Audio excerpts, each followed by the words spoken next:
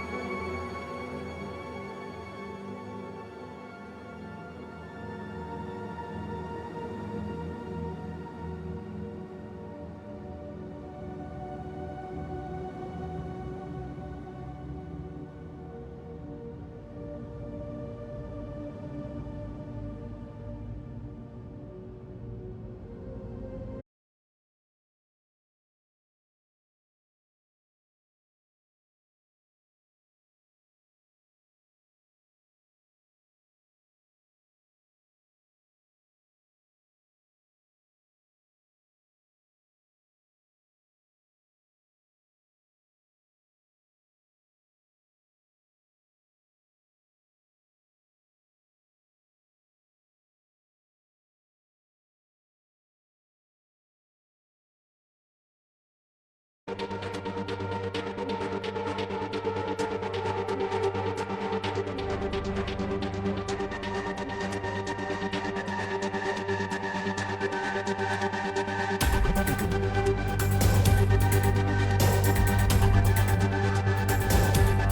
Matt. Thank you. I just saw a blink. I look over and it's gone, and I'm like, what? I did not authorize you to shut down.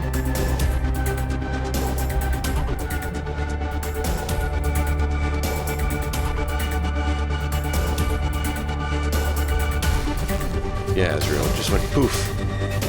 No expectation, no information, no error, no details, nothing. Just I saw a blink on my screen. Thank goodness I have more than one screen. And I looked over and it was just gone. Completely gone. And I'm like, no.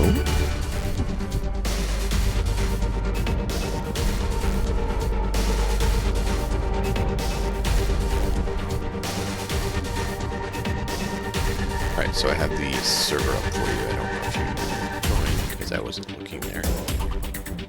You have.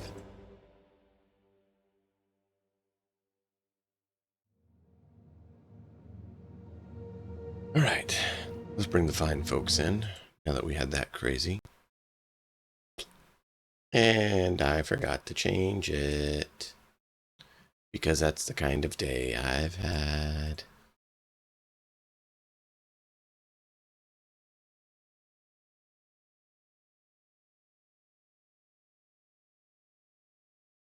Yeah. So welcome in, everybody.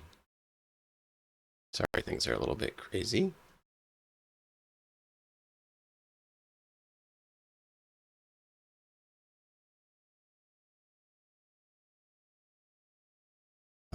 Let me make sure Matt's going to get picked up. Nope, because it moved to the right one. So let me fix that. Where's Discord? There we go. Now it'll pick you up. Hello.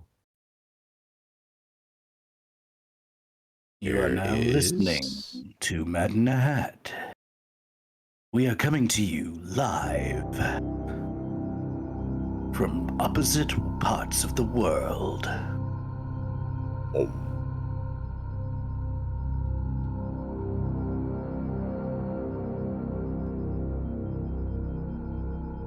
If only we could say we're interplanetary, but we're not. We're still interplanetary. But hey, we're here, we're live, we're good, and for some reason the game's not displaying. Sometimes it's been fickle and weird. There it goes. You should be hearing that now.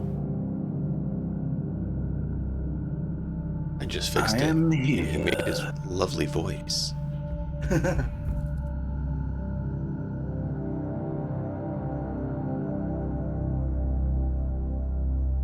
And I saw that you did a redeem, Matt, and it didn't play.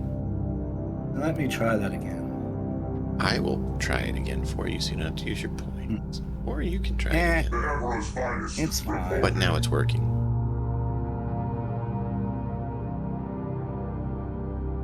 At least it should.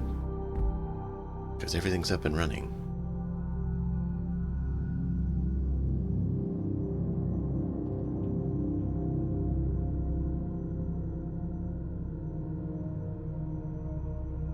Coming to you across the world from a place where the amenities are apparently somehow different. The Emperor's finest reporting.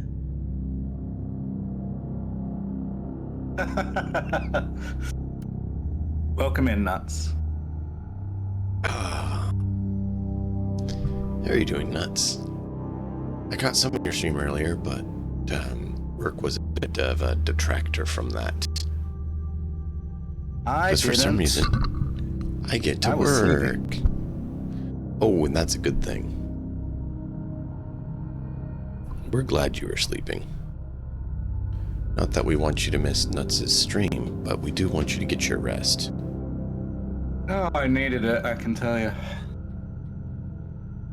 Yeah, that's why we wanted you to get it.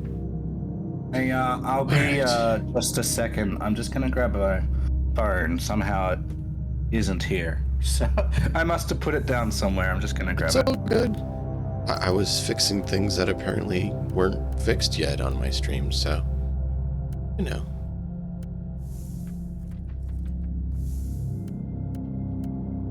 But welcome in, everyone. How's everyone doing today? Ooh. No. No Nuts. Mm-mm. That's beyond awful. That is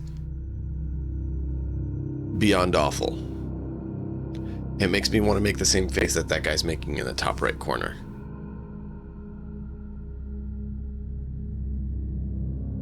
That's just...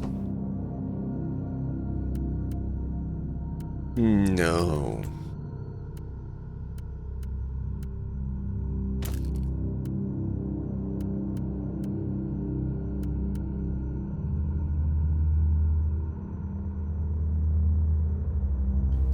I mean, that's not a wrong decision necessarily, Azrael, but it may not be doable either. Because if it's sunburned the right way, it could hurt just to try to do that.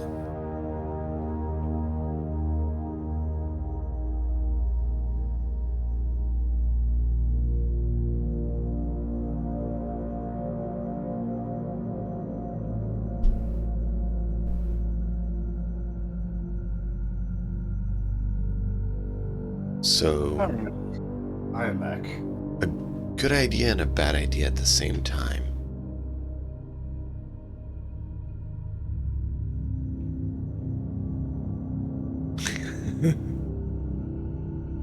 I mean, I thought that might be part of it, Nuts.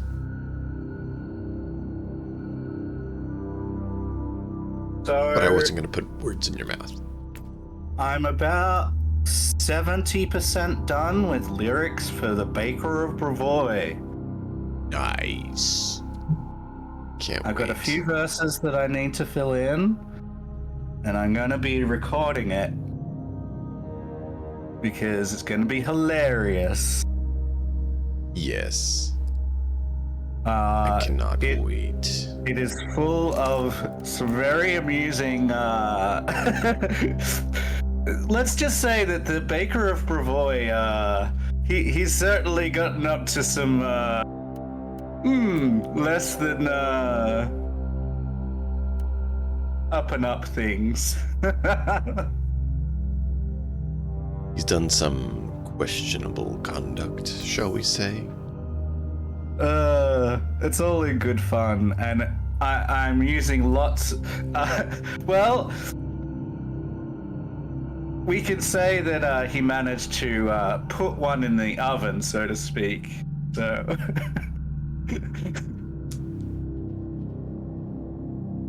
All right. Well, that fits for our dear friend.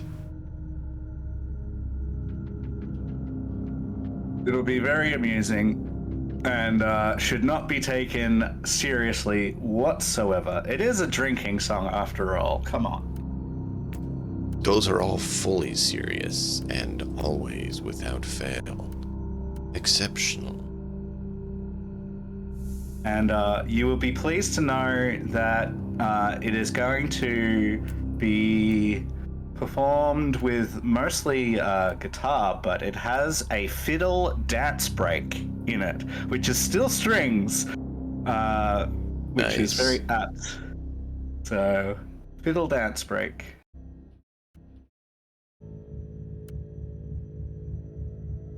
Do you know what a Scotsman does when he finds a fly in his whiskey? He drinks it.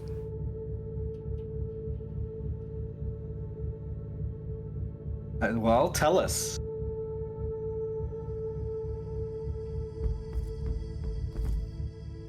Yes, spit it out, you right bastard. You're a mod, so you can see it too. That's the best part. I can see it. I don't know whether you want to flag the word bastard green. That's the thing. That's why I probably wouldn't, because some people would use terms inappropriately and not proper conduct. That's part of why I like AutoMod. And I don't think allowing it is only a one-time thing. I think it actually starts allowing the actual term. Yeah, it allows the term. Yeah, so we're and that's why, yeah. That's why I tend to just respond to them and not. I tend to not accept or deny. Just leave them there as. Oh, okay, because it adds another term. That's all right. Yeah. Well, we can go in there. I'll go in there later. That's why I usually don't add or deny, because then it just keeps holding them and keeps showing the message. Once they're put in the ban list, it auto removes them. Yeah, I gotcha. So that's why I tend to just leave them in that status of let AutoMod grab them so I can read them, but not necessarily have to worry about people in the channel and how they feel about certain things. All right, well, let's get to the action, shall we? Yeah, I was just looking at the people came here to, well, probably watch us. They came here to hear us but have a talk show host, right? Look, and we're just here we can talk as much as you like. We have plenty to talk about, that's for sure. Like how different the fights have been in Kingmaker from the introductory section that's meant to like hold your hand and be nice and kind to the to the external world, which is meant to be punishing and stuff, and it's just been flipped on its head, and we are absolutely slaughtering at the moment.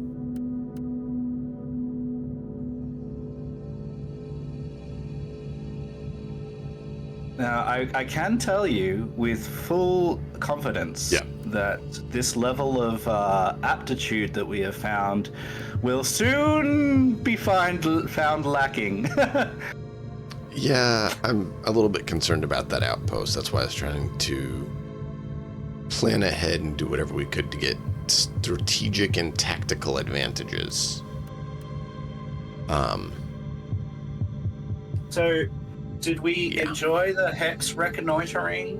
Is this like we found some stuff? We came across some kobolds that we. I think it fit.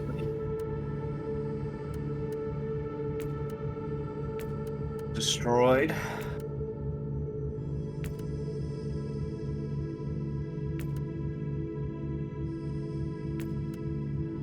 I'm not sure I love just not having a check for it. It's a bit strange for me. You just do it.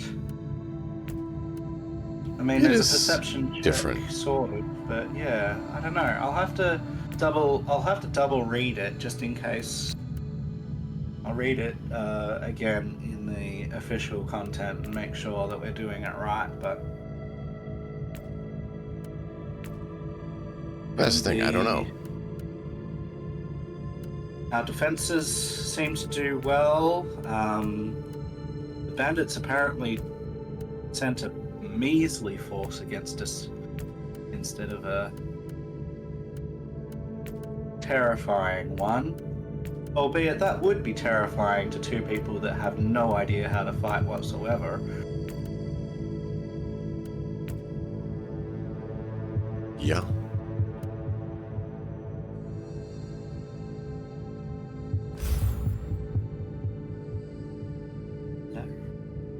67. All right, let's go.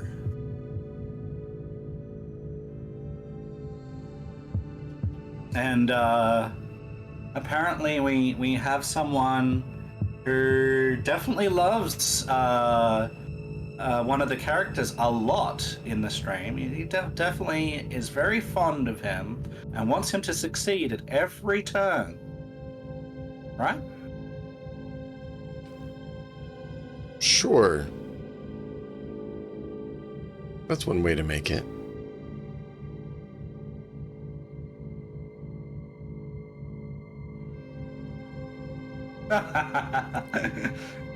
He loves causing chaos, that's for sure.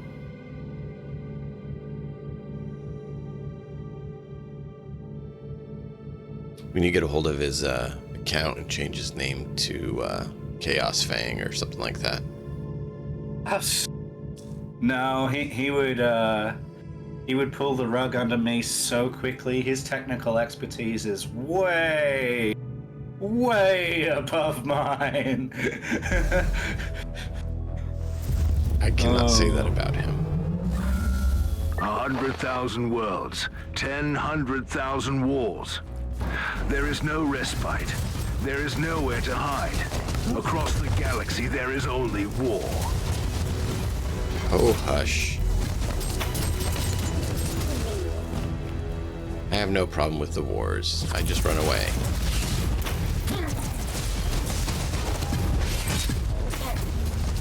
See, look, it works. Stop being so cranky. So yeah, we have a little bit of an update. It's not an official update for things, but we're looking at potentially heading off this game. Maybe next week, maybe soon, to go back to our other rotation, or potentially, I don't know. If we can't do that, I don't know. We'll have to have a talk during the week what happens if this still, like, how other games aren't still working. We can come back to this. It's not like we're... Yeah. This has kind of been I'm a not sure stopgap. what the best option would be. Yeah. So if you've got any game suggestions that both DM Nix and I might enjoy that's not super expensive, or that we can get on Game Pass, or something like that, please let us know. It's not guaranteed that we can do whatever the suggestion is, but all suggestions are welcome and we will have a look at All it. suggestions are appreciated and considered. Yes, we will consider it. We are hoping to be able to get back to our Crusader Kings Lord of the Rings thing, but we're not sure if it's all going to be up and working. We're hoping it will, and if it is, we will definitely be playing that. If it's not, well, we've got some decisions to make. Yeah, it was fun while we were playing it. And it's not like we intended to end where we did. It was just the issue of the game got an update and it broke the mod. Yeah, which is understandable.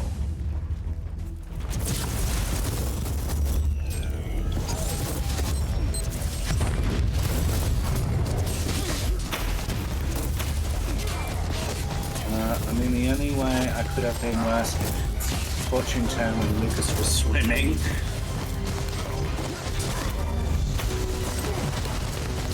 Yeah, like, Lucas only had 2 rounds left as it was, before he had to start, like, well, fall unconscious and start making saves to either live or die, right? Like, it's saves, completely, yeah. He was really close to dying there. Yeah. And that's part of why Kassur is so frustrated with him. Because he nearly dies, and what's the first thing he does? Slap a strange mask on his face that he has no idea what it's going to do. You know what I should have done? I should have made it a mask of drowning.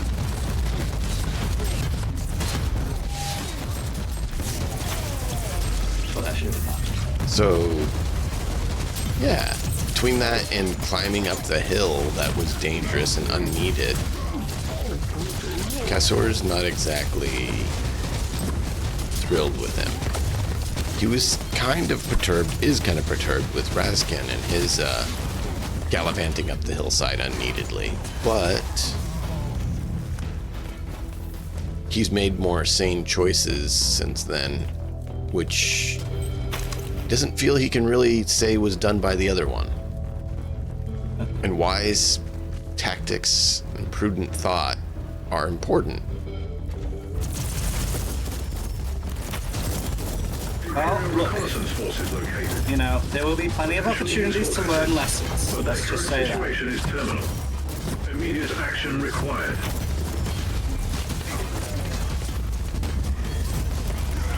Plenty of opportunities to learn lessons.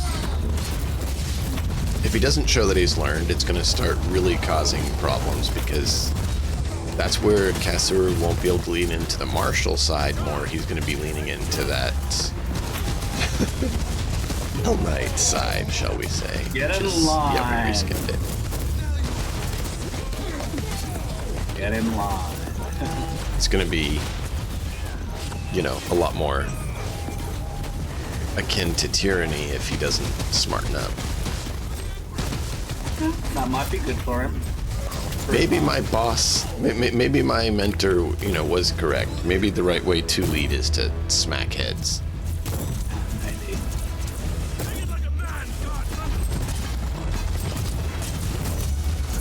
Reconnaissance force I know a lot of DMs that would have protect order to the survivors. definitely made that into a mask of drowning, just to like rub it in the face. But I am not that type of DM. And, No, I mean, you make it what it is and let the chips fall as they may, I think is the right way to do it. You don't save the characters necessarily, but you don't manipulate things to kill them either. It tends to be how I do it. Kind of like with the train, right? Like, I decided what everything was and let it be. I didn't make it worse just because it would have been funny, or, you know, something said that it, you know, was going to be this horrid thing. No, I left it where it was at, and it was what it was. There was enough grounds that you guys could, you know, mess it up yourselves well enough. I didn't feel like I really need to do that. Do we think that we're meeting a lot of characters at the moment? Because there are groups that like struggle with too many like peripheral characters, and I'm fine with peripheral characters. I'm all for that. To me, it makes the world feel more real.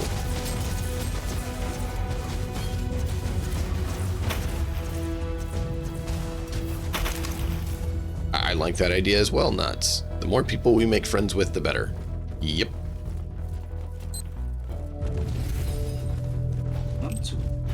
To take, like, this is why I'm asking, because everyone's a little bit different, and I know I've had groups before that have really struggled with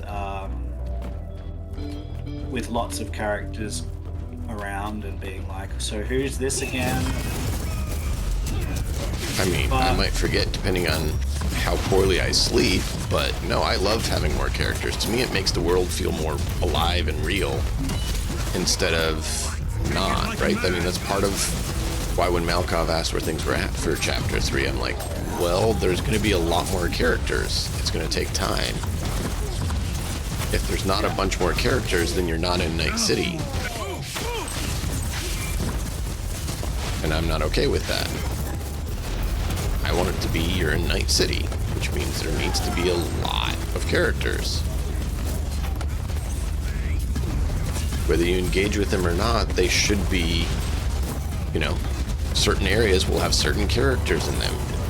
If you go there, you see them. These damage numbers everywhere. Oh my god. Lots of numbers flying about. I can't even read them. There's so many. Like, I seriously cannot read them. That's part of why I love the robots, though. Like, I literally cannot read the numbers because the robots are hitting so fast with that many of them that it's just number spam. And are we liking the ability to like name these people and give them? Oh yeah. I like the fact that it also makes it easier on you. I've been in that other side of it, and I didn't have people giving names, and I know how tough that can be. I would just open a name generator and be done with it if that was going to. Oh yeah, no, I get that, but it's Perseverance, faith, it's nice to support. have other people Give throw them names more out, so you gas. can focus on other things. Yeah, and it gives you guys a little bit of ownership. You can make interesting stories, or be like, so who's this? And then it could be, someone with some interesting stuff, and that could be fun. Cooperative storytelling.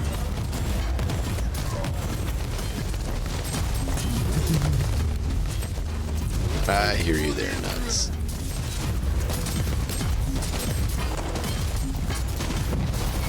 Once again, Yay. the enemies of the Imperium failed miserably. At your command. That wasn't so bad.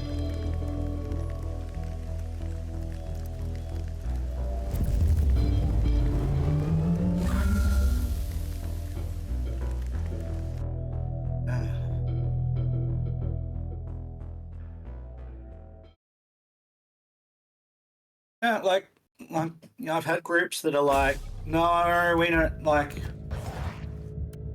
It doesn't feel very good, having to like name these people. It feels like that takes us out of the world because we know that they're just extras and No. whatever.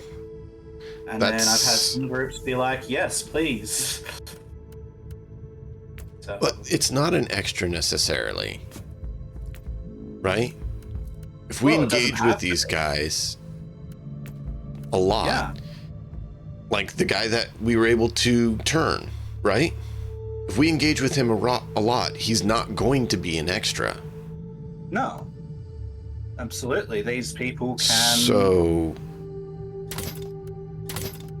These people that's why are I people. disagree with that statement of if we come up with a name, they're an extra. I'm like, but they may not be. It depends on what we do, unless you're going to railroad us. No, I'm not. This is a. Right. I this didn't is think you were. sandbox. And if you spotlight things, then they're spotlighted. If you don't, then they fade into black. And that's kind of how I've run my games. I don't know how much I made it clear, but that's kind of what I try to do. To me, it seems the best way to handle it.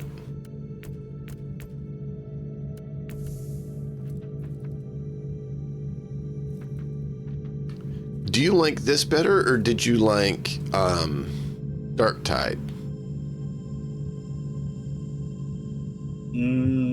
For me, this is We're about the slightly same. better as far Okay. as what I can. So this is less frenetic, and so it's more comfortable. Okay. So it's more enjoyable because it's more comfortable. I find Dark Tide a little too, like, more frenetic than this and less comfortable than this. Okay. That's why I'm asking. I'm not you, and I will never pretend to be. Life is Futile, I wished had worked, because that could have been a lot of fun. Yeah. There are other titles in this genre that we can consider as well. And I think I'll have to have a look on your wish list too and see if there's anything. Have you or have you not played Dungeon Siege? I don't think so. Which version of Dungeon Siege? Yes. Primarily 1 and 2 would be the ones I would say. 3's not bad, but I didn't like some of what they did in 3 as much as they did 1 and 2. I don't believe I have. Okay, because that's one that has co-op.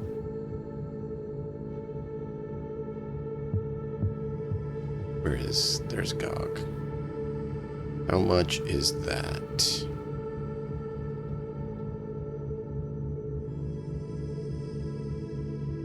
Like, there's games that if you, because I know that you were looking at Last Epoch and going, well, maybe eventually I might get that. I would contribute to you getting that so that we could play that.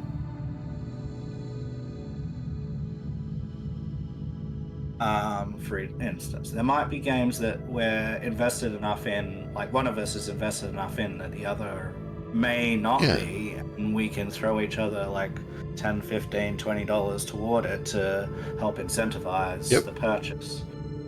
Oh wow! Dungeon Siege Collection is $20. Not on sale. On GOG. GOG. Which is 1, 2, 3 in 3's DLC. Bummer's that 2's DLC isn't in there. Or 1's. Yeah. However, I have a version I could just send you. Because I own duplicate copies and I made a copy that I can do that with. Send you the e-copy instead of the hard disk. Of course. Darksiders Genesis is another one I had looked at. Let me look. You said Last Epoch. Yeah. Division 2 was one I considered doing. I don't know if that's one you have or interested in. I haven't looked at it. Got Darksiders 1 and 2. I don't have. $35 for Last Epoch. Yeah.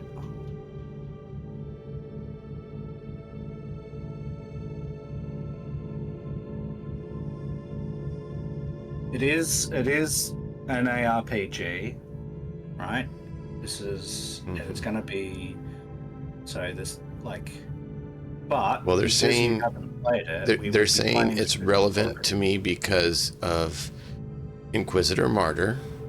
Yeah. Oh wait, that's what we're playing. And because of Vermintide 2. Yeah. Okay, that's an interesting choice to recommend from, but all right. It is nothing like Vermintide 2, but okay.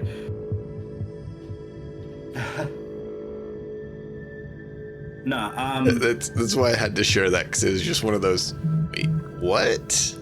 I think I've said before, and I don't want to stress it too much. The reason why I would go that way is not only is the game good, but the company is doing all the right things ethically with its player base, and I want Last Epoch, you're saying? Right. Yeah. Okay. Which a lot of companies are not recently, as we know, and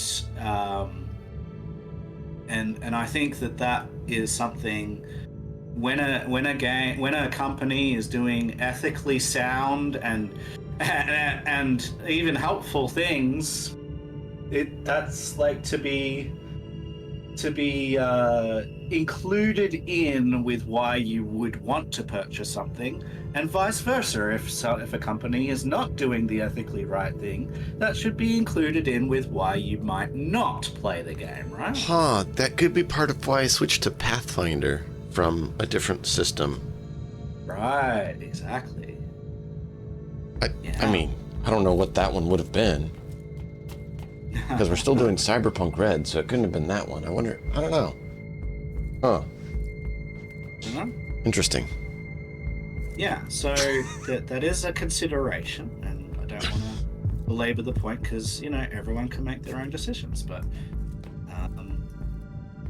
we have, so it sounds like we'll have a few considerations. We can chat about it during the week with what each of us are thinking, and if the Crusader Kings thing does work out, we'll be definitely going back to that and playing another set of characters in a Lord of the Rings mod is what we were.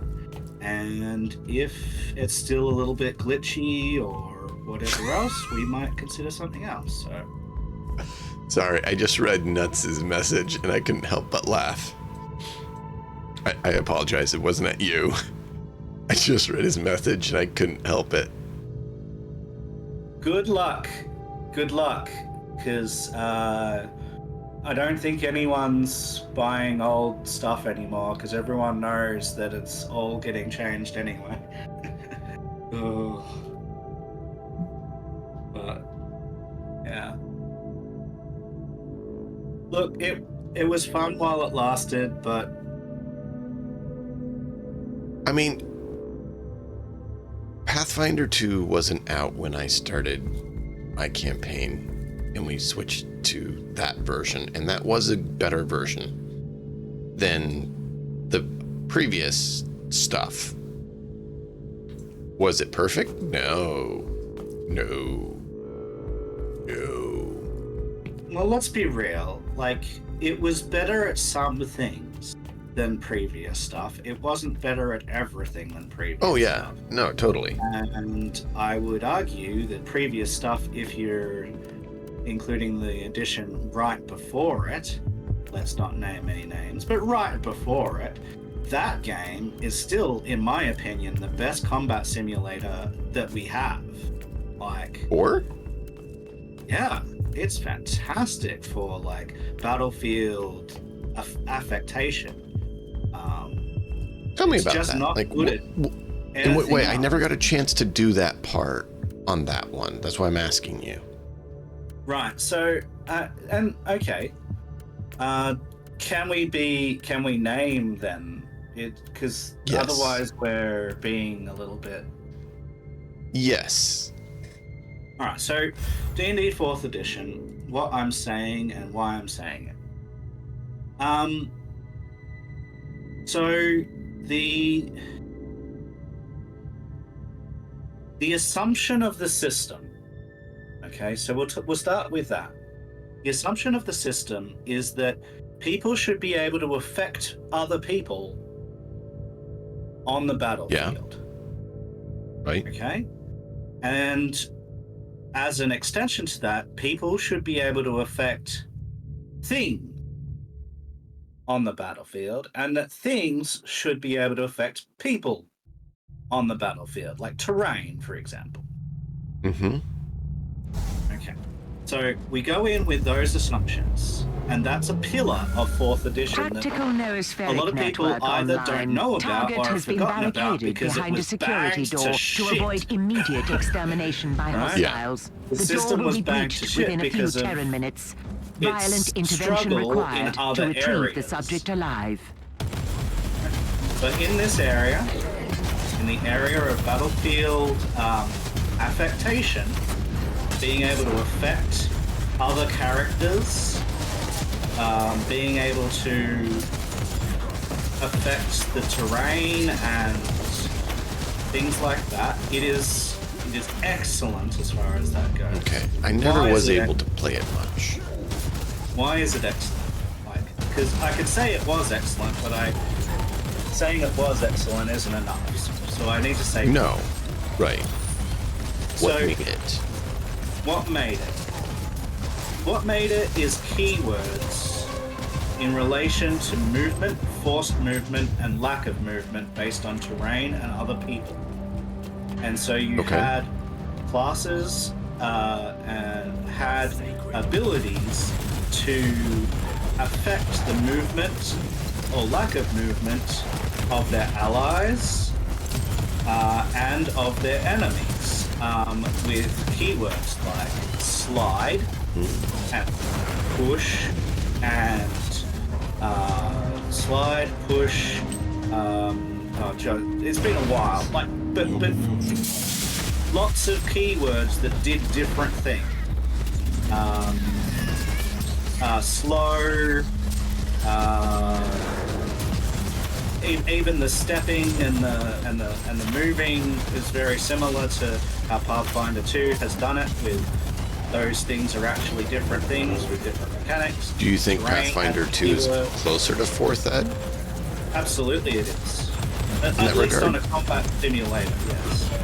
And in That's what I fact, meant, in that regard. Yeah. Although Because that's Pathfinder part of 2, why I wanted to go with it. Pathfinder 2 lacks in terrain and other people manipulation.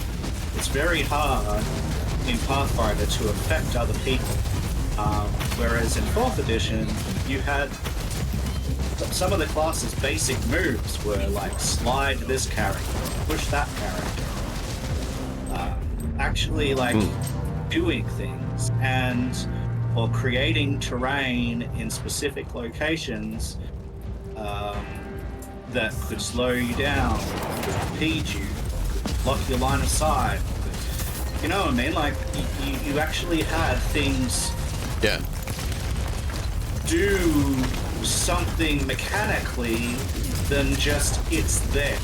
And the mechanics were specifically written for this, and the assumptions of the system were around those things. And so, because the assumptions of the system were around those things, they were insanely The meaningful. blast door keeping the asset safe is about to suffer catastrophic structural So that's failure. what I would Increased say relocation is rate. why, or how it did those things well is because it made those things super meaningful.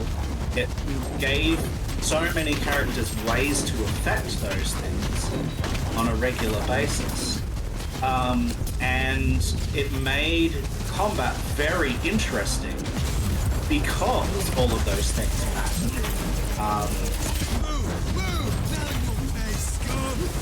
Objective So, yeah, net. Transport on the a specimen to the marked battlefield, coordinates for evacuation. Affectation level, I still think, this is an opinion, I still think, as an opinion, that D&D 4th edition was excellent at that. And in fact, I would take, and I have taken, a lot of the things that game did and started to homebrew little bits of Pathfinder in order to have those things, because I think those things are super cool. Yeah. Yeah, so... Well, and that kind of fits with what I was saying, like I wanted to capture from the Adventures in Middle-earth stuff. Where they had a bunch of keywords and terms and aspects to make the terrain meaningful and add value and story to the combats. Yeah, and just by design, 4th edition had that as its pillar. Having terrain and people be impactful and make a difference. Good to know. Yeah. Like, I played a little bit of it, but I wasn't able to play much. Right. Well, I played it almost constantly for 4 years. You know, you can't chop me up. But I want to. I'm confused, you see? All I'm main confused. objectives are met. The asset is safe. Mission complete. Tactical noospheric network has been taken offline. End of log.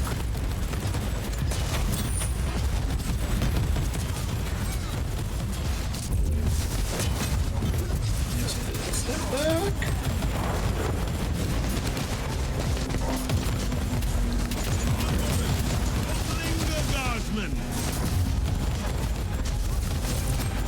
Are you gonna get this before the time? Oh, jeez. How about I freeze you? That help? There you go. Come Some on. loot done here. Lay it down. Lay it down. Grr. Come on. Yes. For the Emperor!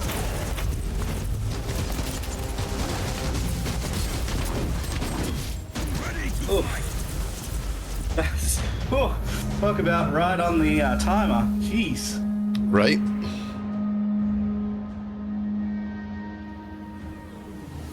But yeah, I don't think- that is good to know. And I think 4th edition is a great system, but I just think that as far as Battlefield affectation, it is still the best version of that Battlefield affectation that I have seen in my experience. In my opinion.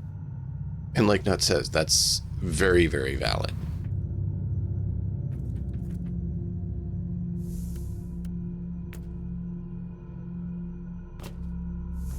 And I appreciate any help you can give me on getting more of that into Pathfinder, because... Well, a lot of what I've already given you... like it. Right? Oh, yeah, you've given me a lot. And I'm not saying you haven't. That stuff's great. Yeah, well, a lot of that is directly cut from 4th edition. Cool. Yeah. So just as a sneak behind Matt's a window into the psyche of the one named Matt.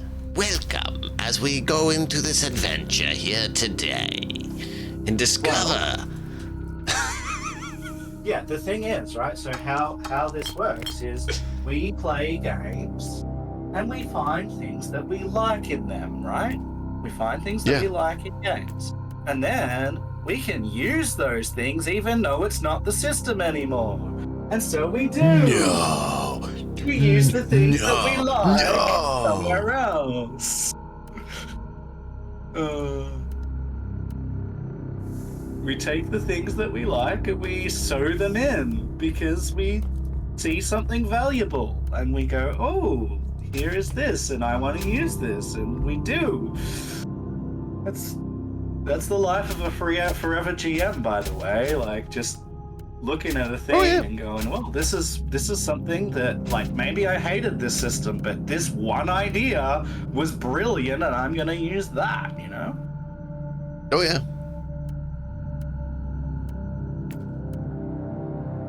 By the way, I haven't really found a system that I've hated, just to be very clear.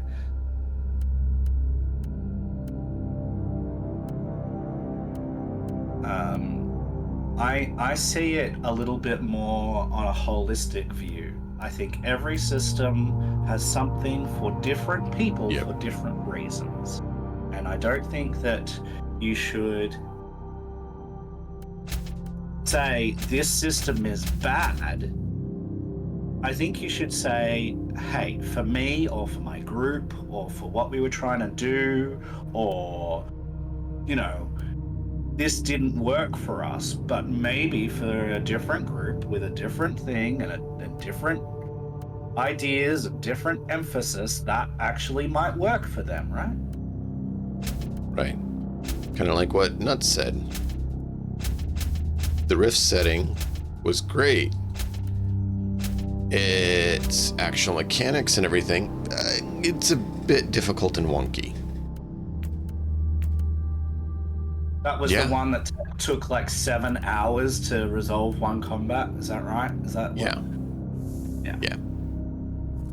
I never played it, but I looked at it. I really love the setting, but boy, the rules to get into it were not exactly lacking. It was, to me, it was a lot like Shadowrun, or something similar to that, because it's kind of the blending of technology and fantasy together, kind of like Shadowrun is. And it was excessively complicated to figure out the combat and all of that stuff. Yeah, someone's probably spent hundreds, if not thousands of hours making that stuff. And probably were very proud of it. And for a certain section of the audience, that's probably amazing and wonderful. It's brilliant. It's great. Yeah. But for a certain section of the audience, it's not.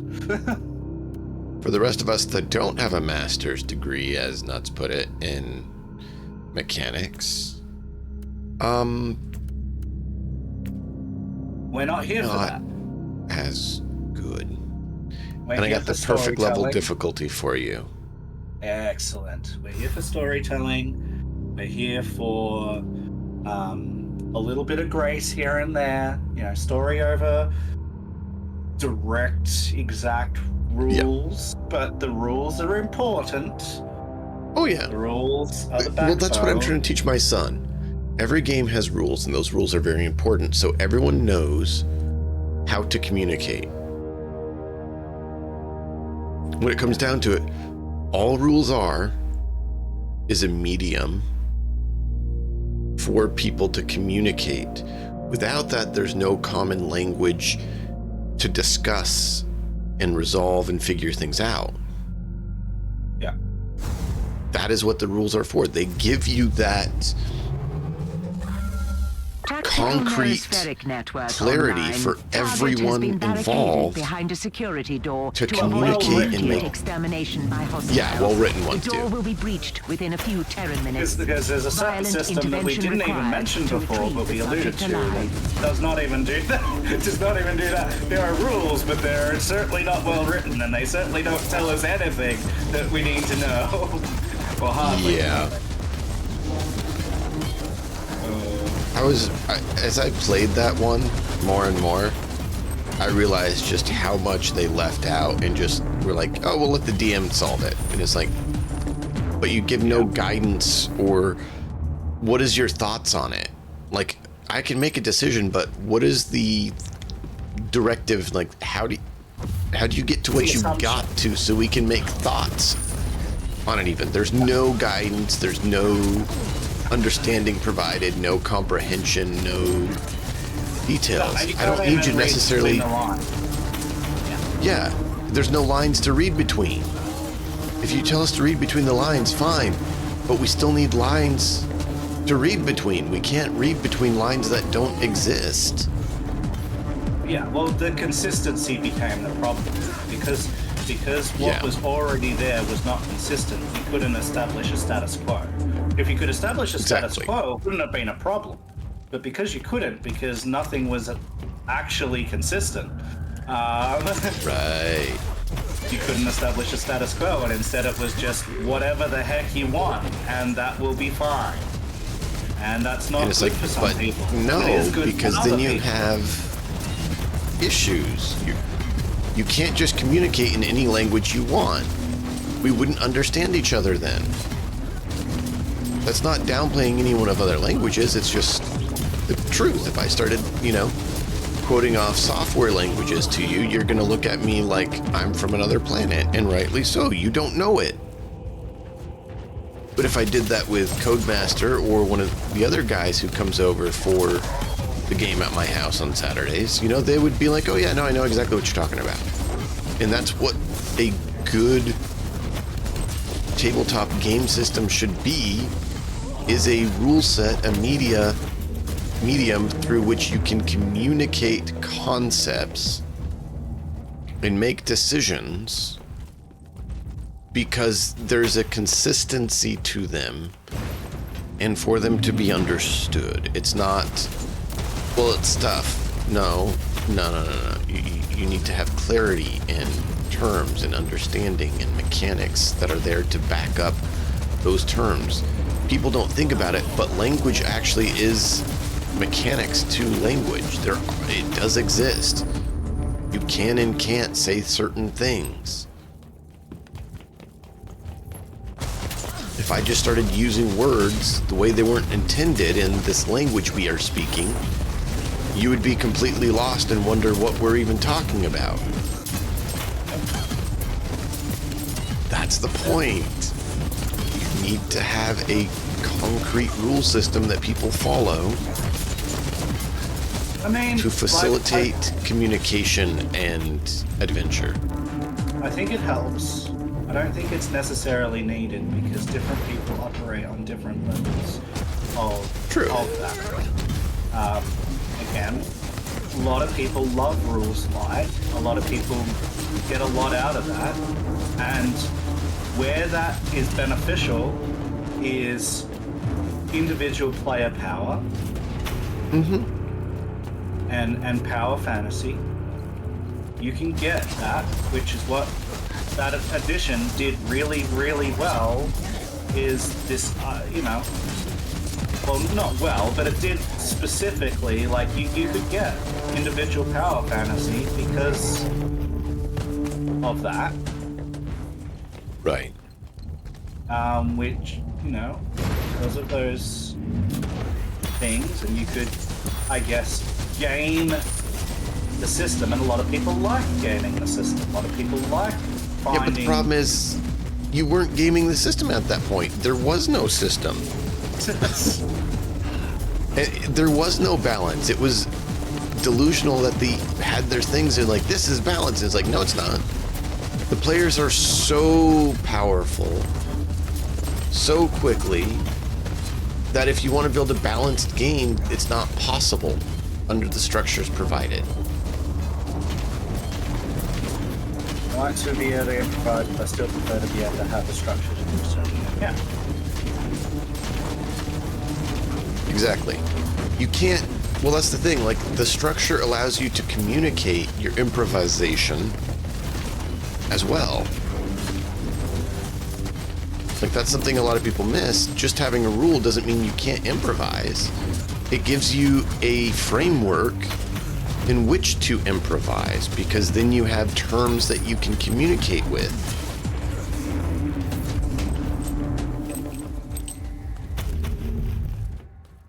Yep. And there are benefits to that. There are definitely benefits. Yeah, it helps clarity in the communication.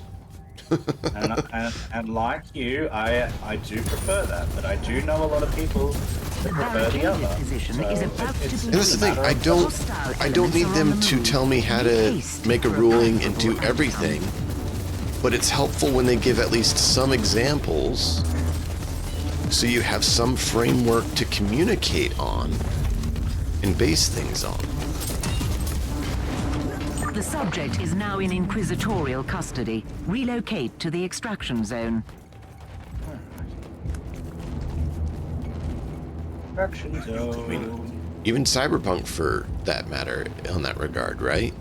Once I understood some of the aspects of how they designed it, I could make a lot more rulings that were non-existent or alter them based on circumstance. Are met. The asset is safe. Mission complete. And it works Tactical noospheric network because has been taken we offline. understand how they designed End of it, log. why they designed it that way, and there is design to it. You understand it way better than I do. I do struggle. Oh, I've with spent a that lot more game. time looking into it than you have, so yes. I do struggle with that game a little bit. Or the I've had system. hours of videos talking about it from James Hunt on a guy's YouTube channel, his videos. Yeah. Just playing in the background while I work. Yeah, and part of the thing is that you're invested in that, right? And that's great. I've seen like a player perspective, and only a player perspective, and it hasn't made me want to be invested. So I haven't been, and maybe I haven't given it the time that it needs for me to be able to change my mind on that, and I fully acknowledge that maybe that's the case, but I haven't felt a reason to do that, so. Yeah.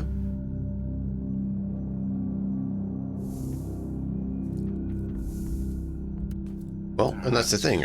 I get that, and that's why I try to make some of it easier for everyone by, trying to answer those questions and make it where you don't have to spend those hours on it. You understand Pathfinder so much better than me. Right. And there's How long going to have be you been people at it? There's wonder why. Yeah, like I've spent a lot of time, like you say, you spent a lot of time running and researching and making characters and experimenting with things, and because I saw something that captured my attention immediately, just by the way that I think and the way that I operate, the way that I run, the way that I create. It meshed immediately with my natural process, and I went, yes, and immediately spent a whole bunch of money and a whole bunch of time. Yeah. And I get that. I'm not expecting you to on the other stuff. That's why I tried to make it, you know, easier on some of it. And I get that not every system's for everyone. That doesn't mean you can't have fun with that system. It just means you may not play it more. Yeah, you can still have fun with it, for sure. And there's a lot of these systems that I would go back to with certain groups for certain things, because I know that for certain stuff, that's going to be a really good system for that, you know? And it may be the best that I've found for that, for whatever it is that group's looking for at that time. And so I'll recommend and I'll say, well, these are the things that you've said that you want. In fact, the systems that you've played may not be the best one for doing those things. In fact, it may be a system that you haven't played yet. And here's one that I've played, that I've experienced, that I think would fit those things. What do you think about trying to do it in that and see if that's actually right? And maybe it will be, or maybe it won't be, but this is my experience and I'm going to share it. The enemies of the Imperium are infinite. Rather than just and saying, such a vast here's threat can a only be system fought that with I love, ingenuity. therefore everyone, masters, every single and game you that we will render play, a sea every of single time vermin has to be helpless. that. Like, no. No, it Right. doesn't. No? We live in a world Thank that you. we are so lucky to have so many options, and so many of them are hidden and lost. Yeah. But they did so much, and like, I want to explore that. I want to experience that, because role playing isn't one-dimensional. Systems aren't. I'm curious if you've seen their Witcher system and what your thoughts are on that. Who's? Artelsorian. No. Okay. I have not.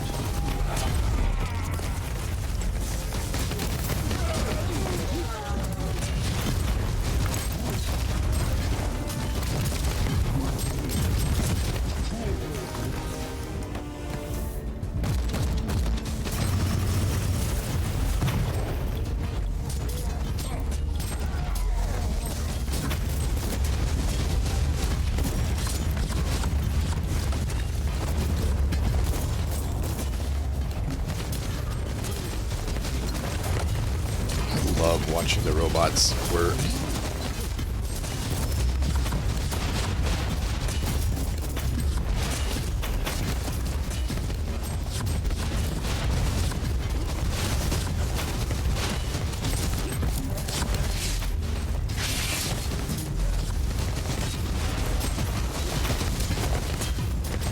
And this guy has a lot of health.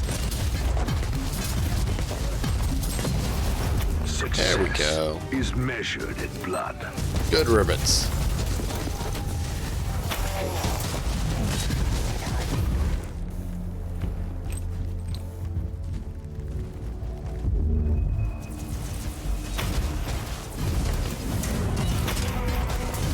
Yes. One of the things that we come up against as GMs is this mindset of, because I played something and I spent time learning it, I'm not gonna try something else because that's more time and effort. Right, that's And that's true, I'm down. but I am down. I am hiding. 'Cause I can't even Whatever see that you right now was. in the mess. Hurt a lot.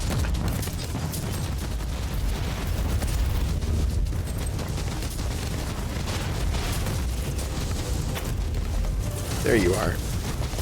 I do think that there is an argument to be made You're up.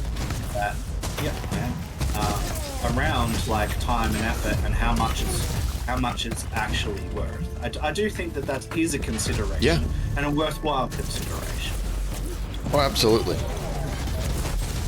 But just blindly saying, well, we're just going to use the same system every time, no matter what, when there's almost guaranteed going to be something that's better for what you're trying to do, is a little bit short-sighted as well. So, Yep. yeah, it's about One how thing much I- do you... Yeah. One thing I do like that they did for Cyberpunk is I do like that they reduced the types of dice used, because I have noticed for both D&D and Pathfinder that some new players have a hard time with all the different dice. They're like, well, which dice do I use now? The D20, which one's that? Yeah. Okay, now the D12, which one's that?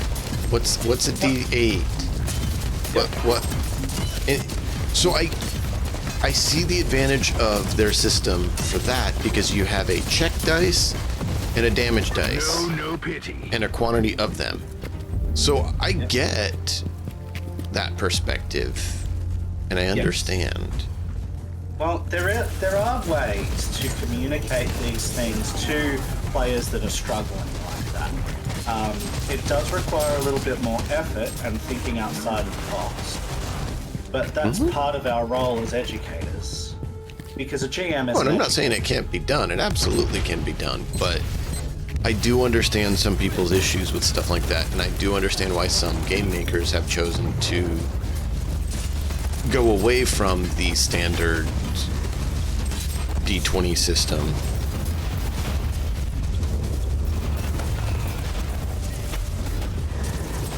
Yeah, I totally agree that can be a thing, and there's a reason why some people stop doing it. Yeah, for sure. And there are arguments as to the whole roll under, roll over.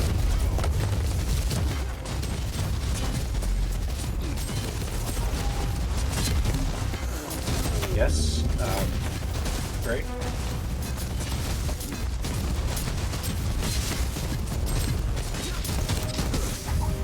I mean, I kind of like the D100 system because it, it does have some differences to it, but I also understand actually a D100 system, I agree. Where it's a D20 system that's skinned as a D100 system, I disagree. No, I meant D100. You actually use 2D10. Right, but some D100 systems are not D100 systems. I don't call them D100 systems then. If you're not, you can't call yourself a D100 system in my mind if you're not actually using a D100. It just, no. You can't. Like, for example, a lot of the 40k games are not D100 systems, even though they use a D100. Some of them, yeah, I see what you're saying. Because what they do is it's degrees of 5, right? So it's not degrees of 1, it's degrees of 5. So what happens is that's actually a D20 system skinned as a D100 system. Yeah, that I don't like. I agree. That was actually one thing I enjoyed in Fallout 1 and 2. Nah, there's a throwback for you. Was they actually did use, in the game, a D100 system. In the video game. Right, yeah. I love that. Yeah, because it actually has every percentile matters. Every point matters. Yeah, absolutely.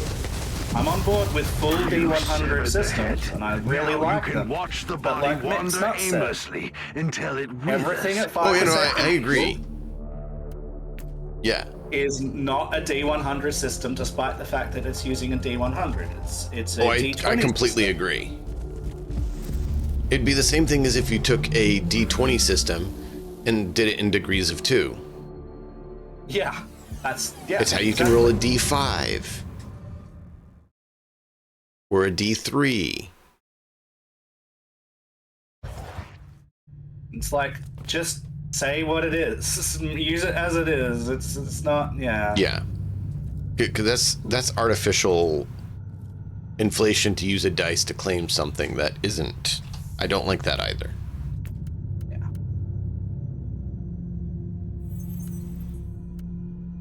Oh, wow. That's one heck of a stealth bodysuit.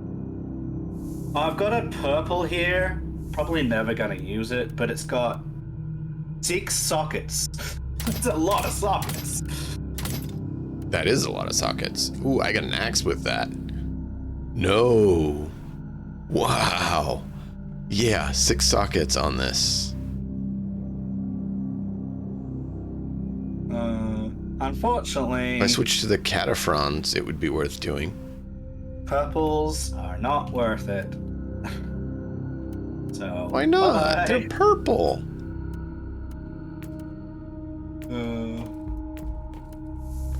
Nope. Not worth.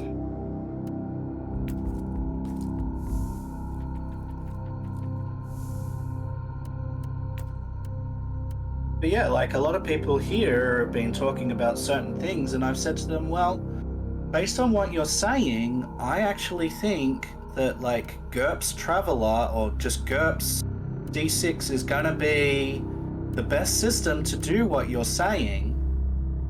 Yeah. And they're like, what the hell is GURPS? And why would I want to do that? Well, you just told me what you wanted, and I'm telling you what I think is probably going to be the best fit, because it's got all of the customization that you're looking for. It's so deep, but also the rules are explicitly well written, and you can become whatever character it is that you want, you know, and Yeah. and everything's there to support it. Like, oh, well, I don't want to. Let's just play D&D. But No, you just said. you just said it doesn't work.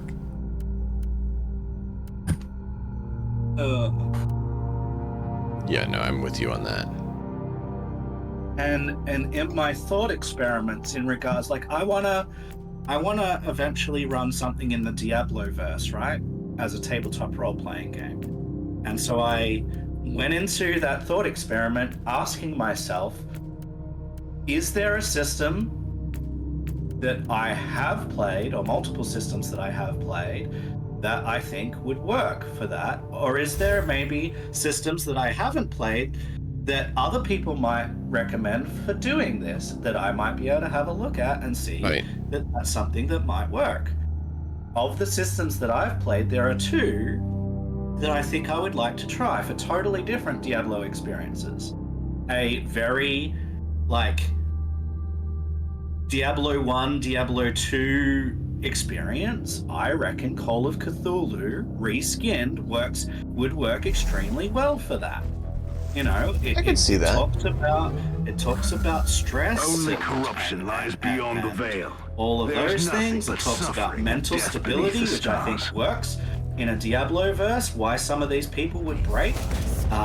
It does everything on a skill based, like proper D100 system, where the threats are palpable and where everything matters.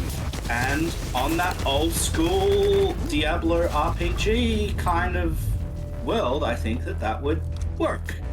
On the other hand, if you look at something like Diablo 3, or a Diablo 3 type of game where Not you're so much. just slaughtering hordes of monsters, 4th edition D&D would really, really work very well. It does those like hordes of minions extremely, extremely efficiently.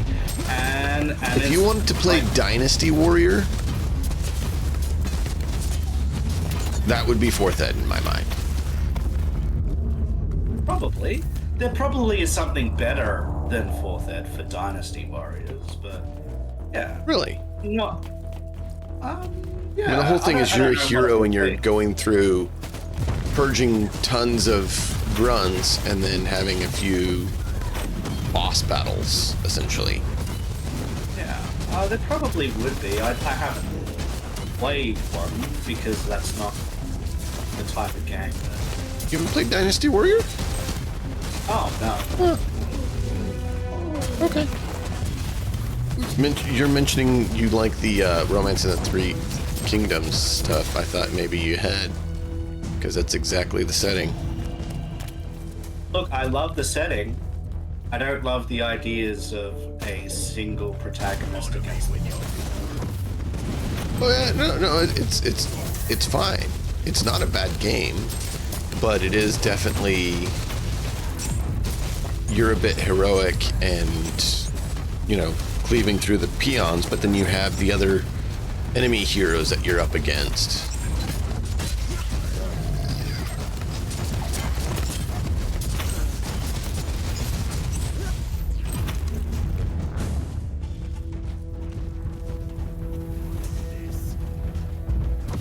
Yeah, there's probably some good things about it. It's just not being attractive enough for me to Oh yeah. pursue. To me, it's actually very similar in a lot of ways to games like Diablo 3. It just is a different perspective on the character as you're running around, right? You're over the shoulder instead of top down. Yeah, that's fair. Blood sacrifice.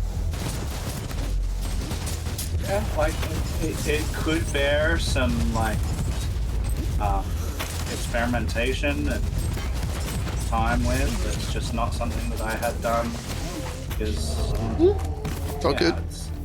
I don't have it on a computer anyways. Wow. I had it on Xbox that I did it with a friend. Yeah, the style of mechanics, the style of story around just being able to single-handedly wipe out entire armies is just not interesting to me. I understand. That was one of the things with like where Diablo went with their stuff that I was kind of like, I mean, that's kind of where I got to with things like Path of Exile too. I mean, it's not bad, but you're kind of going through purging hordes of mooks at that point, and it's like, well, why are you this ultimate uber super awesome amazing person when you were told you're not the super awesome amazing person? Yeah, like a lot of these games are a little bit like that, aren't they? I suppose, But I don't like it.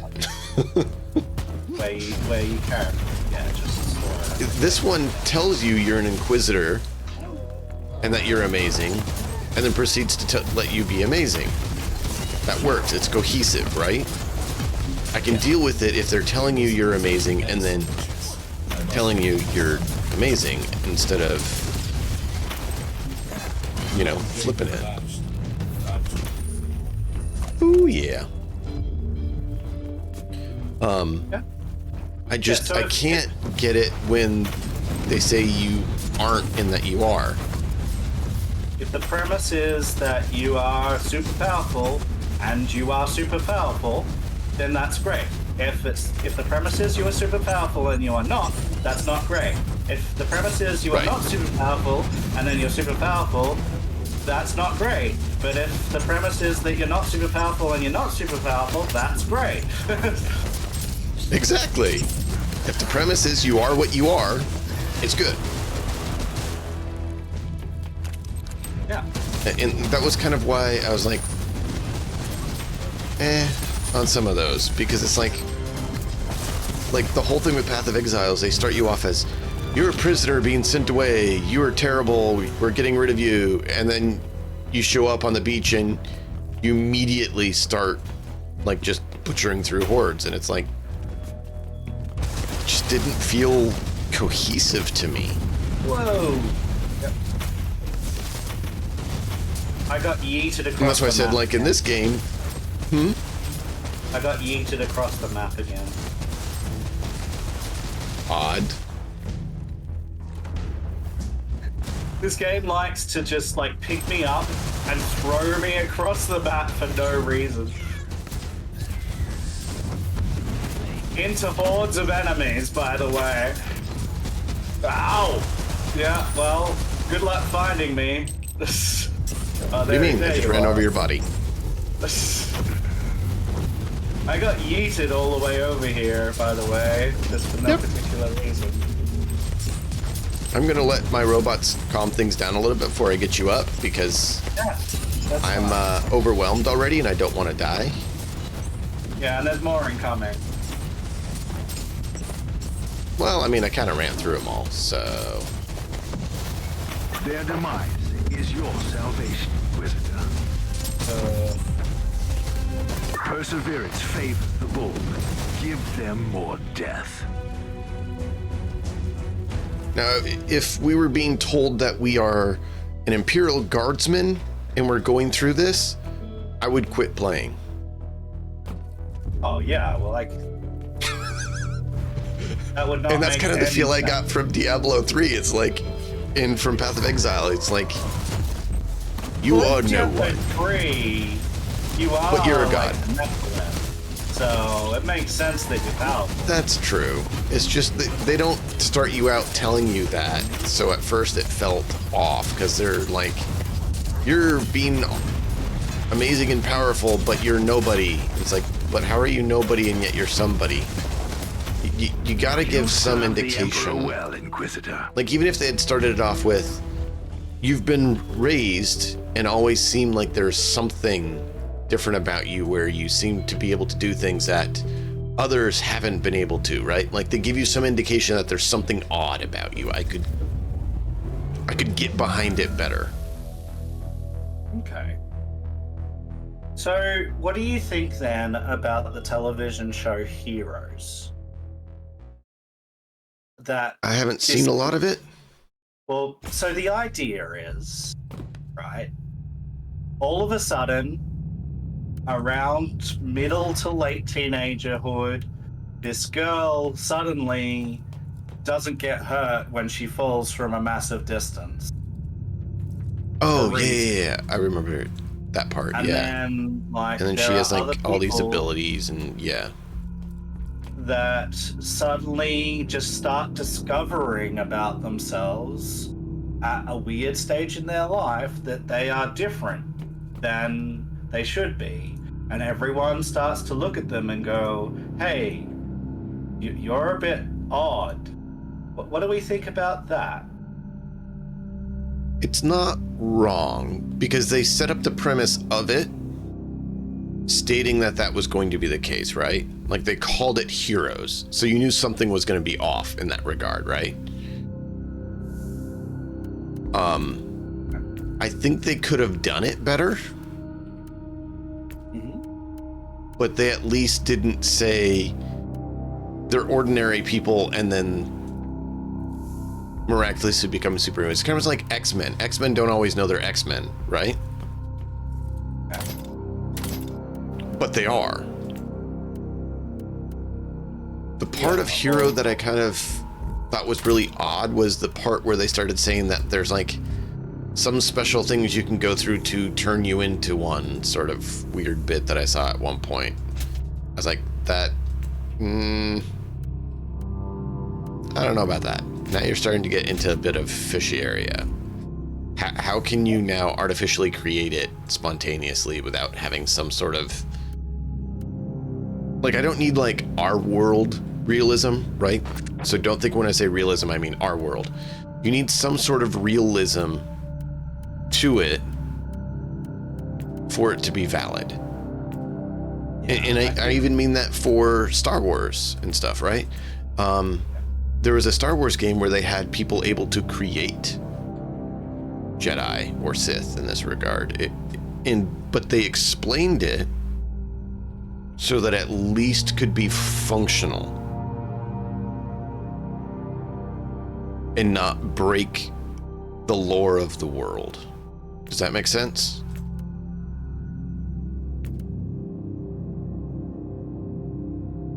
Makes sense.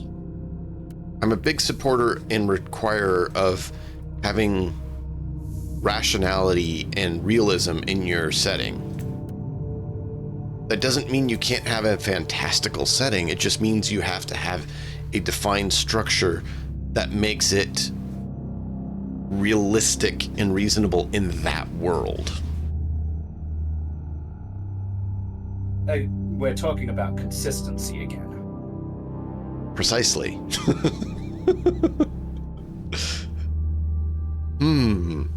It's almost like that's the thing with me.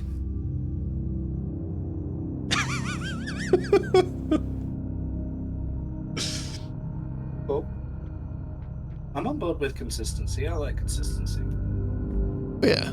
Well, I mean, that's part of what I like about you. You're consistent.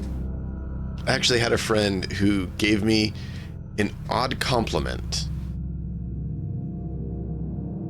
He's a really good friend of mine. He was actually the best man at my wedding. He said, "You are the most self-consistent person I know." I'm like, cool. I'm good with that. I think consistency is important because it gives you a structure to then function and exist upon. Yeah, I think that as you get older as well, and you learn about yourself, you can become more consistent than you were when you didn't know quite so much, either about life or about yourself, right? Like, you don't know what triggers you before it triggers you a couple of times. You have to learn that. You have to go through that. And that's the thing. Yeah. That's so true. And far too few people do that. They just like, oh, it triggered me. Why? How? What? What are the parameters that occur for such to transpire? And those things are often very hard to decipher, and you can't do it for a number of times, like, because you have to see if there are other parameters that have entered to see what the parameters actually were in the first place. Like, without other external things changing, you only have one thing to look at, and it's not enough. Yeah. Well, I'm going to quickly refill my coffee and hit the bathroom. So give me 5-ish minutes, and I'll be right back. All right.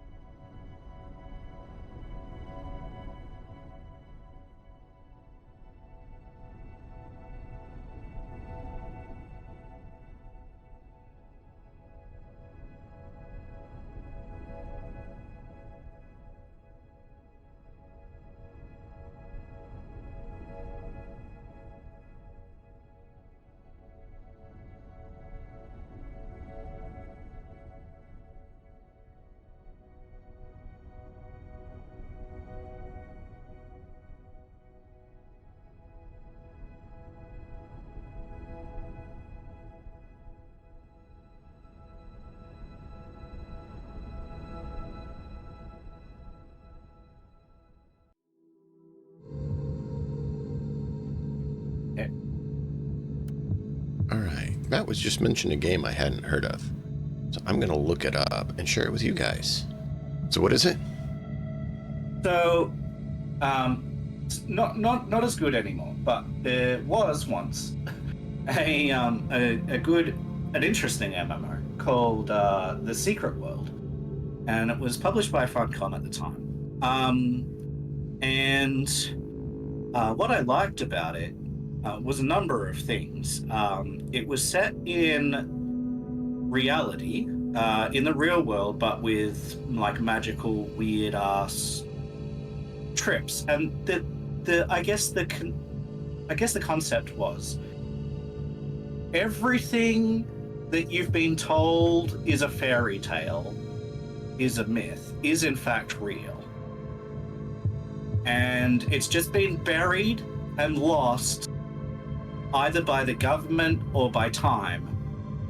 And all of these things that have been buried and lost are starting to scratch their way to the surface. And Yeah, I've heard about settings like that. why I'm mentioning it isn't because of the MMO, but it's because the development team for Savage Worlds have obtained the rights to create a system for the Secret World, and they are kickstartering it very soon. And I am super excited about having a look at that and seeing what they have done with it, because it's a Interesting. very cool setting that involves like things like the Illuminati, Templars, and all of the secrets you could possibly imagine, and uses real life history like Dan Brown style and other writers like him, takes hooks that could be real and twists them into things and makes stuff and uses symbology and uses dates and uses like history Aztec adjacent calendars and exactly history adjacent. And so you can actually in the original game you could come across like a sewer grate, and the sewer grate had a symbol on it, and you could go on the internet and you could go and find what that symbol was, and it was somehow related to something in real life history, and then that could be used in the game. Like it had connections to stuff, and it was just like so cool. And it's crazy. And so I'm really excited to see how they're implementing books to reality, how they're implementing the class system or the powers that the people had in that game.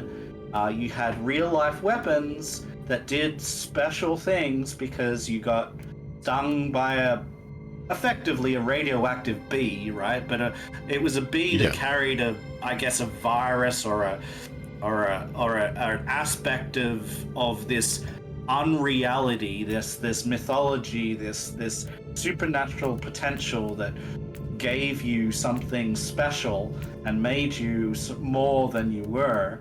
And you got to fight things like werewolves and zombies and like things coming out like from places that they had been hidden for centuries in, and it was just like, and so hearing about it, I'm just like, ooh, I want to watch this, and I want to see what that sounds really cool, man.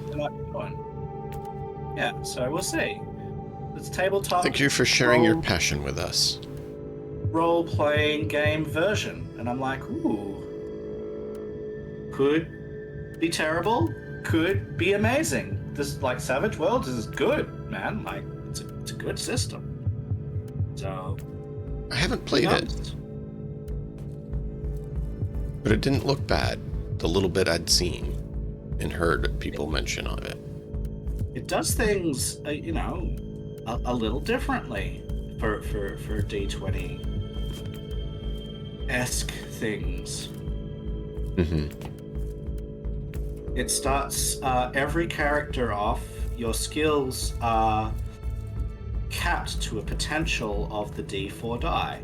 And as you upgrade your skills, your potential goes up to the next size die. So it goes up to a D6 and then a D8. And so your potential rises, which is an interesting concept. It is.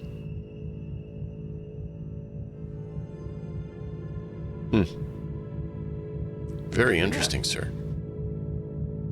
We'll see. We'll see if they use something based on Savage Worlds. We'll see if they do something entirely new.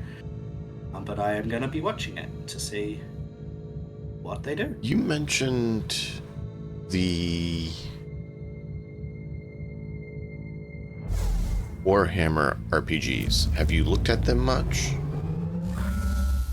This is a straightforward rescue mission. Get in, I've save looked some at Imperial quite a few units of under them, fire, take command of the survivors, and So- get I out. haven't seen them I don't all. even dare to ask why. One an thing I like Inquisitor about is their handling magic this. system I mark the distress beacons and the extraction is zones that on your map. it can let you do nearly anything, but it also carries the risk intrinsic to the world of Warhammer that you can play with the warp and you might win, but the problem is sometimes the warp decides to win Play back. instead. Yeah. Rescued by an Inquisitor. Is that You a would have good to be more or a specific bad about omen? which systems that you liked in regards Well, to the magic implementation, because a lot of them did it differently to one another. I don't remember which one it was I saw. I saw it in both a fantasy and a sci-fi version. So both Psyker and Magic. The Winds of Do you Magic. remember if it was what die base the system was at least, to give me some sort I of... think it was the D100. But I don't know if it was real D100 or artificial, because I didn't have a chance to get into it that much because we were doing other system at the time and people were happy with what they're in and we weren't doing that game. So I was like, didn't spend as much time on it as I thought about doing, but didn't have the time to. You just saved some Imperial meat from the grinder. To answer your Get to the question, next I've group. seen a few of those D100 systems. Of those, I played and researched more into the dark, like things like Dark Heresy and the 40k versions than I did the fantasy version. I have seen the fantasy like a couple of the fantasy versions. A couple of them were in D100 and a couple of them were not.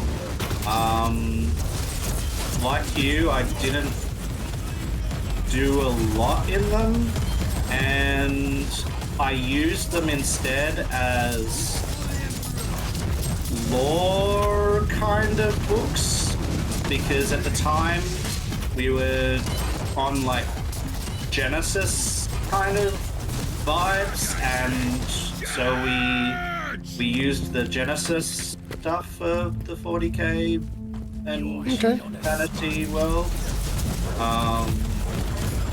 And did Genesis things instead, which has its own magic system. But I remember little bits. I would have to read it all again to like, yeah. But I remember there being All fairly survivors extensive are in your tables custody. for Initiate exfiltration potential protocols. magical effects based on the war.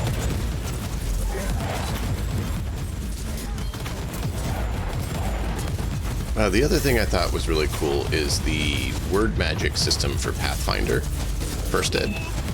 I never got a chance to use it or play with it, but I really liked the idea. Word magic. Tell me more about that. I don't know. Have you seen the word magic? I mean, I don't know, but it's not coming to me. Okay. So, in Pathfinder, First Ed, so 3.5 font, they had a system for magic that they called word magic, where you got words instead of straight spell levels, or instead of spells, you got words and you would combine them to make spells. So instead of fireball, you would cast Fire Burst Burn or something like that. I don't remember the exact Good job. method they said. I thought the Inquisitors were less proficient at but- saving things, but I stand corrected. I liked that you would have that dynamic. Come over here to grab the loot before it times out, by the way. I liked that you could have words and dynamically create spells you wanted based on the words you had. It was the closest I've found in a tabletop game system to having a magic system that was in a game called Tyranny that I really thought was awesome.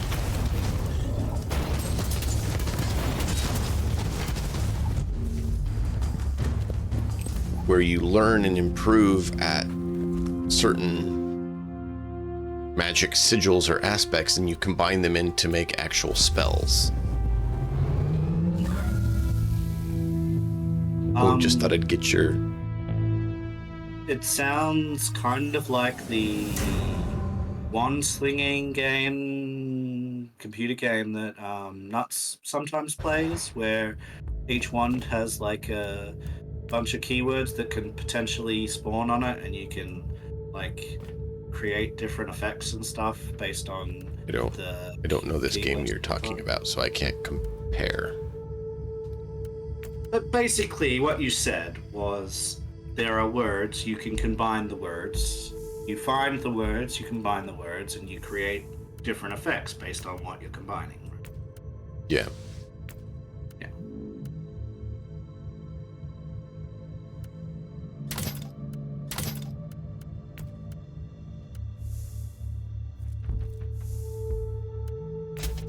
Oh, what was that other game that had something like that? Two Worlds 2 had some of that, which was the other game I was thinking of. Didn't And Magicka then- do that as well? Didn't Magicka do that? Sort of.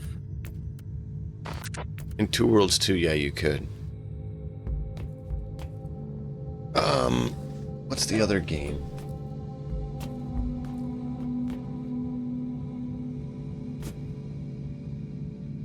There's another game I was thinking of that had another cool magic system like that, and I'm trying to remember the name of it. My brain is failing me.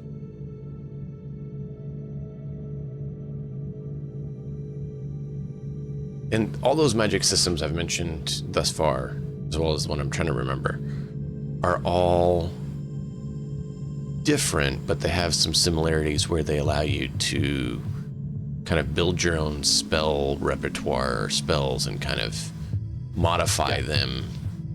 Yeah. So Genesis does that a little bit too. Have you seen that? I've not seen Genesis. So it's different to what you're describing. But what it does is it gives each type of caster specific types of spells, like primal or arcane, and That's the name of it. those have different effects that they can have on their spells. And when you cast a spell, you have a basic effect of what that can do, like strike or barrier or stuff like that. But then you add difficulty to give those basic cantrips, if you like, additional effects. Interesting. So it's not the same as what you're saying. No, but I would be curious to see it. It has an aspect of you get to take a risk in order to add extra effects. Yeah.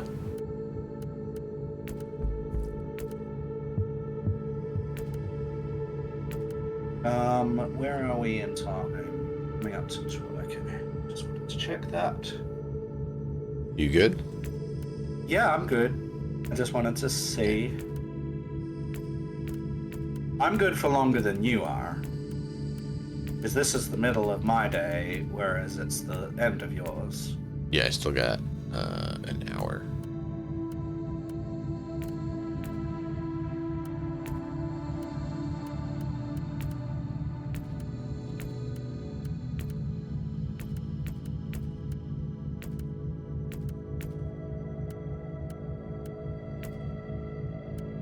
There we go. But yeah, if you have that system somewhere that you can share it with me, I'd be interested in seeing it. And the game I was trying to think of was Victorum. I just couldn't remember it there for a bit. But I put it in chat. Those four are kind of the ones I've seen. Had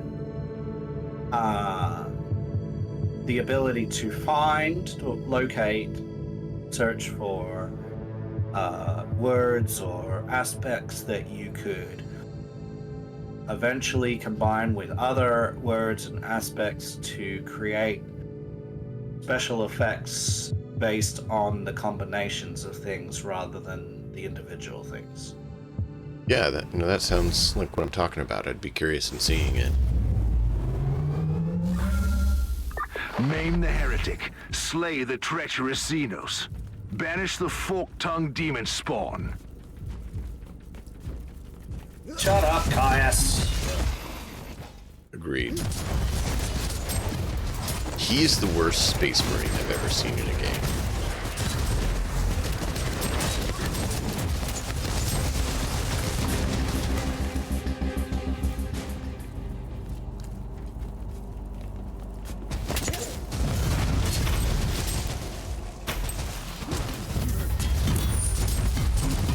Well, probably because he just doesn't have a character.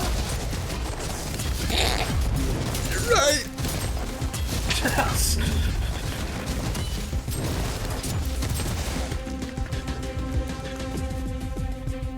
By the way, how are you linking Casuer? I think all of the characters are proving to be very interesting. Potentially, like, there's differences in execution based than what the pitches of some of these characters were, which has been very interesting to see. It's not to a point where I'm concerned or anything. It's more of a, like, you know, you hear a pitch or you read a pitch and then you see how it's played and you go, oh, okay. Do you see Casuras falling into that or not?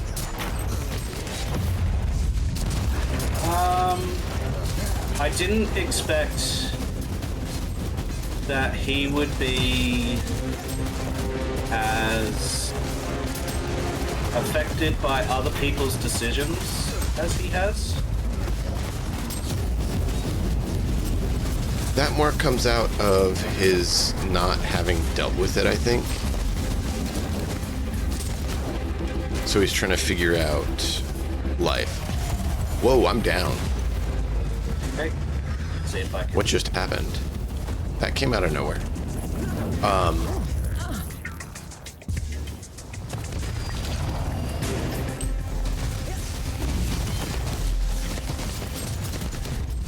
I think part of that was harnessing my son and his lack on understanding on some of that and how he does that. And so Kasur is closer to his level of understanding than mine on things. And so I think I was harnessing that aspect because he hasn't experienced the world, right? He hasn't been able to realize that people are just dumb sometimes and you just need to do what needs to be done and ignore the fact that they're dumb. No, it's just been interesting. Not being off type completely or anything like that. It's not discombobulating. It's justified and it's realistic, and that's why that's part of what I was asking you, because I kind of noticed that as well with him. That I was playing him as though he just came out of, you know, passing his tests, as it were. And yeah, so it's interesting because he's green, but he's looking at other people that are green and he's going, geez, you're green. Like, it's really interesting to like have Because that. he kind of knows he's green, but he's like, how am I green, but you're greener? But that's Does that make sense? almost like what's the word? Arrogant of him. It A is. little.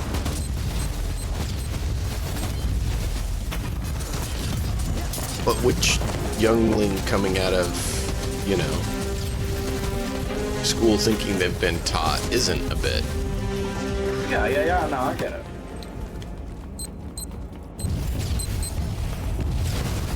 Yeah, like I said, it's not something that I'm like questioning. It's more something I didn't necessarily expect as much to see. Yep. I am seeing. In regards to the other characters,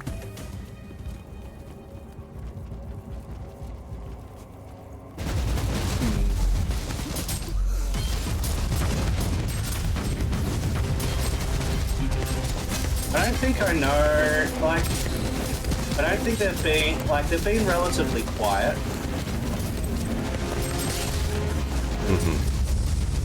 So.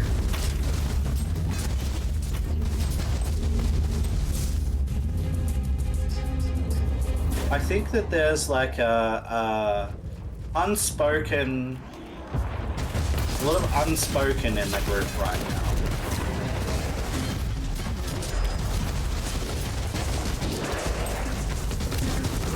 So it'll just be interesting to see how it plays out, I guess. But Yeah. I'm liking all of the characters. I'm wanting to see more from everyone, but that takes time. Like, and you got to respond to the situations that are there, not just decide that you're gonna go rogue. So Right.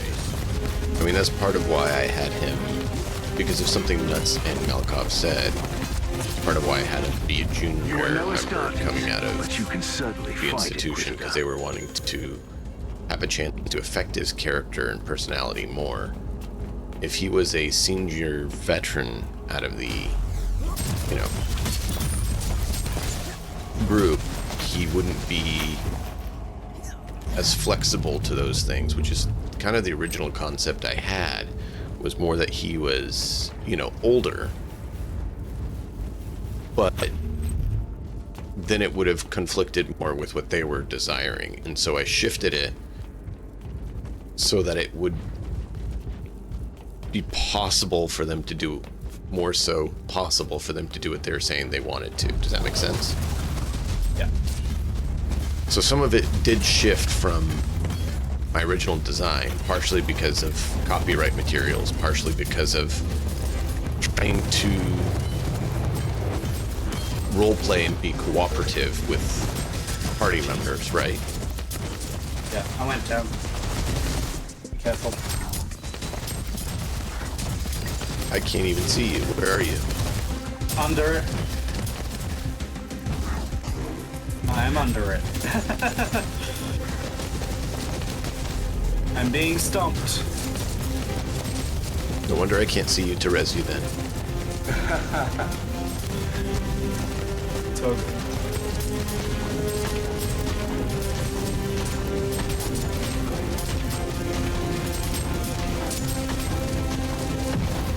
Today is a good day.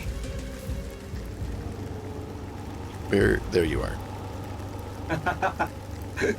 by now, stomped thoroughly into the concrete. Well, intimidation is something he'll do, but Tarnell sometimes does deception, which he's not okay with. And so he was choosing to remove himself because he's not been put in a position of authority over Tarnell. And Tarnell's shown that he's not willing to comply. So instead of causing conflict between the people who were sent here to do something and basically going against Jumanji, he chose to walk away. I think he's like learning what it is to potentially have disagreements and not knowing what to do with it. Yep.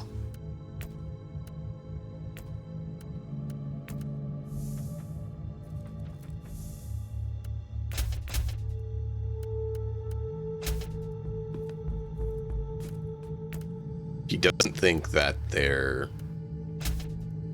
loose activity with some things is acceptable.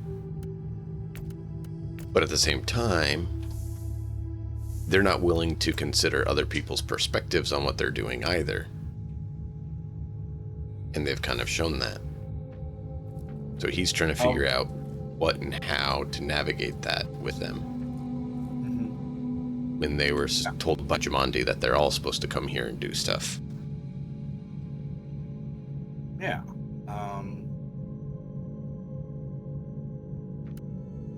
Everyone's been pretty good to like highlight bits of their character. We've had some history now from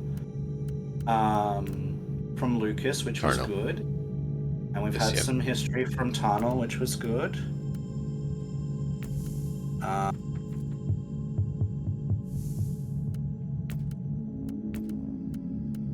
And I'm sure it will come up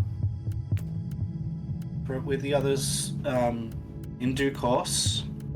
I know that there's going to be some stuff in the next session that is going to be very interesting, and I think everyone's going to be laughing about it as it happens. So that should be fun. Interesting.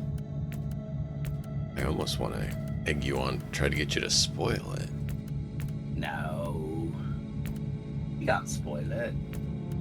Let's just say that someone's going to meet a character that isn't someone that's directly in their past, but who is related to or has connections to stuff in the past. Nice. And I want to do that as, you know, with relative frequency. Instead of having the adventure path be just random characters that are there, I want them to be people that are on the periphery of our past. Yeah, no, I like that. It gives us something to role play in addition to and highlight, like, not just now, but highlight the past and go, oh, so this is what might have happened then, and you know, build the story. Intelligence assets report several vulnerable cogitators stations in the area. Exact locations unknown. Tech priests predict moderate hostile presence. Because the adventure path names a lot of NPCs that don't mean anything really, and I want to have, not all the time, but I want to, where it makes sense. But if we're gonna have someone named Wyatt, or you know, someone there, if it doesn't cause an issue in the story, why not have them be someone connected and that has reason? Huh. Yeah. It makes it interesting. It gives us something else to think about. Yep. And yeah, so hopefully that will be I completely agree. And I like it better that way. good.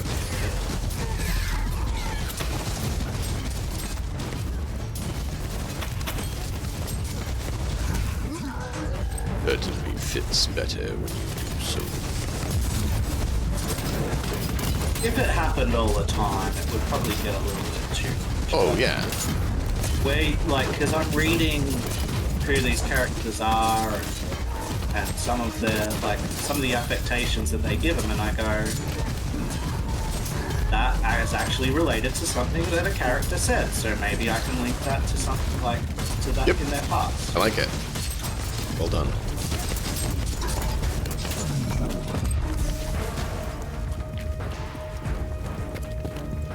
I highly approve. And I will say, not this time, but in the future, like characters like a certain young lady who made Tarnal a man will definitely appear. There is no question as to whether or Tarnal not can't he's going to wait. appear at some stage. It's your child, Tarnal. You take him. Oh, I haven't decided on anything like that, but yes, things like that they're too good to not. Characters like that, too good to not have come back somehow. Even if he gets a chance to like just laugh at her as she's like hanging on a The noose. harvested data is secure. Right. Rejecting I haven't Purge decided where protocols to she's going to come compromise up. I just node. have decided that she Locate will. next station. That's part of why I went ahead and had Kasur the way I have, is to leave things more interesting and to, allow the player to, have some fun with it and try to do things and see how it goes. Like, they're like, wait, you've never been on a date? No, I've been in school. Essentially is what he says, right? And they're like, wait, what?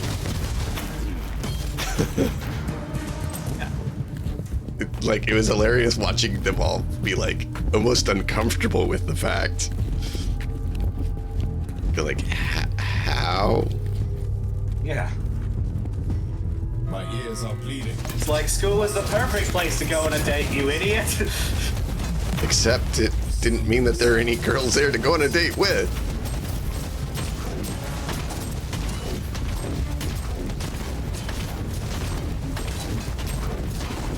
I mean, you don't need a girl. Maybe you want one, but Kasur would go the other direction. That doesn't fit his personality.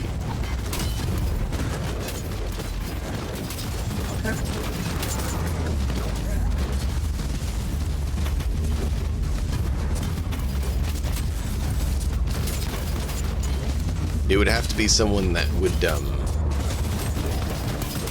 meet certain parameters that he would place on things. He doesn't necessarily understand why he's as lawful as he is, because he doesn't know his blood. I would rather But- have a tech priest dealing with this. He requires certain levels of lawfulness for someone to even be considered a possible partner at all. So thus far, Valerie's the only one who's even been remotely, even slightly interesting to him in that regard. yeah. Well, it seems like a few people might have their eye not on her, but be like, oh,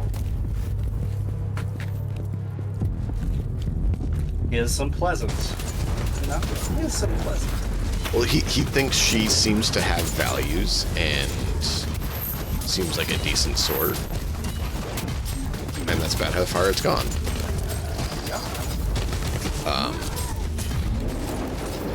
He sees Amiri can be helpful, but nope.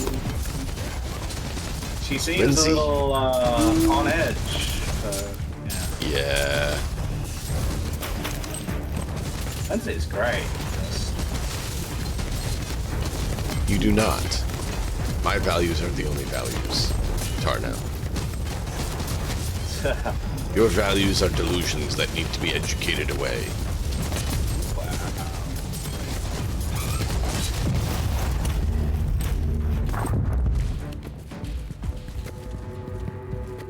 That's why no one likes you.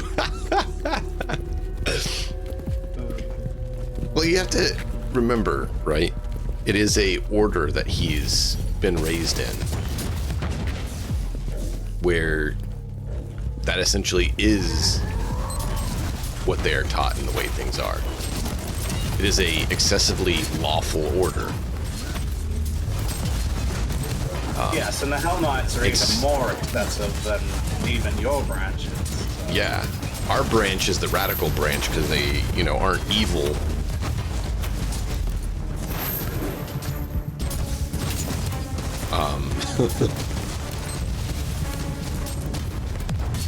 And that's something that I have Cassar kind of, struggling with, is his bloodline is, lawful good. And it's like, the lawful part's there, but some of the stuff doesn't quite fit all the time. So we're not supposed to be nice to people, but then I felt bad for people who were in the situation I was in as, a child, where I was kind of, stuck and lost. How does that work? But they're breaking the law.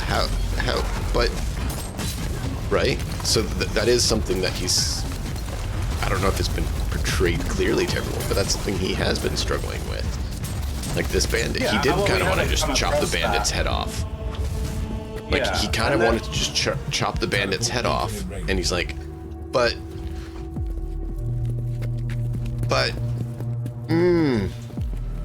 Yeah, and there'll be more opportunities for these questions as we go. Yeah. Like, of people that might deserve a second chance, but the law says no. Access. And that's why he's torn on it, because it's like, well,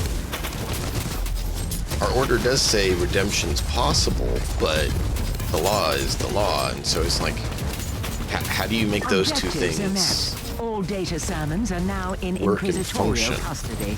Praise the Omniscient. Because law is not particularly concerned with mercy. So how do you make that work?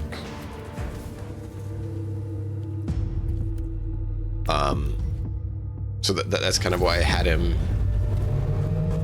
on the fence on those things, because it's like, well, sure, let's just kill them all. They made a bad choice. But then, when he was a kid, that keeps coming back. Well, I did some things I probably shouldn't have. Yeah, and they didn't kill me, they took me in. So what am I supposed to do with that? And I don't know how much everyone's picked up on it, but that is a good portion of why he's kind of, at times, seems one way and another way and kind of conflicted. We'll reveal more of these aspects as we journey on. Yep. Different times will reveal different aspects of all of these characters. Yes. But that was one thing I wanted to do with him too, is make sure that I didn't have his story already written, right? I wanted to leave it where his story is yet to be written. So there's a lot of flexibility and mutability to him, so that the story can unfold and we can see how that changes him. What happens? How are things? That parts.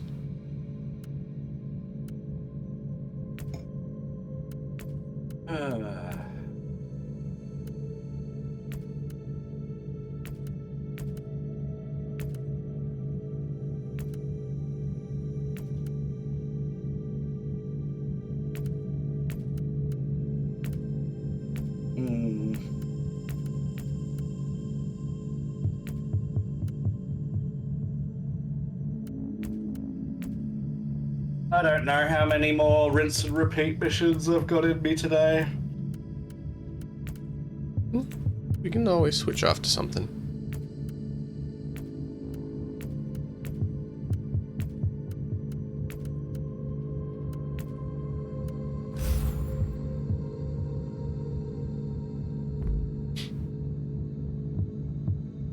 my tolerance for just random is less than a lot of people's. Dwindling. Yeah. Well, that's part of why I asked if you wanted to host and we do the story missions. Yeah, and like I appreciate it, but I just don't think that I'm invested in the game enough to like do that and finish a story, like especially given that I have no idea what I'm doing with this character. Like Yeah, I'm just disassociated with the character at this point. So it's a little bit hard. That's dangerous. Yeah. 100,000 worlds, 100,000 wars. There is no I'm respite. certainly disassociated There is with nowhere to Caius hide. Thorn. Across the galaxy, there is only war. Yeah. Ugh.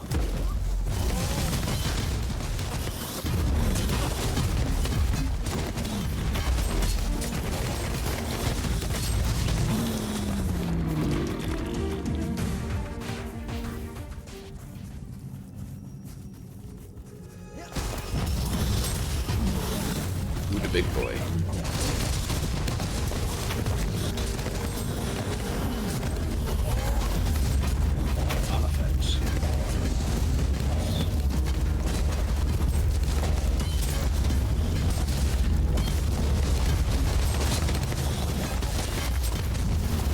The Emperor protects.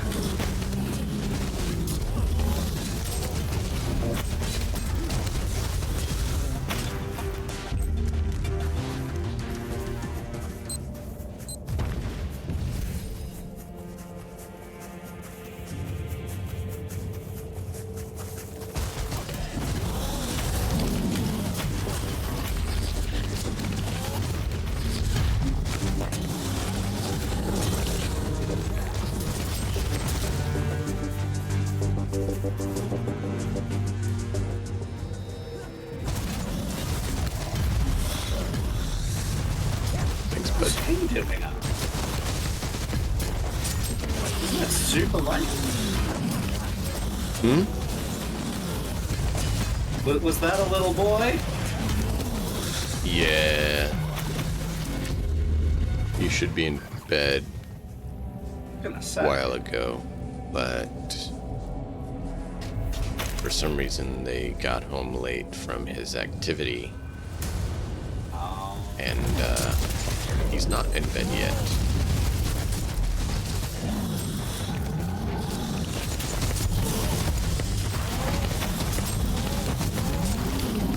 So have you done any more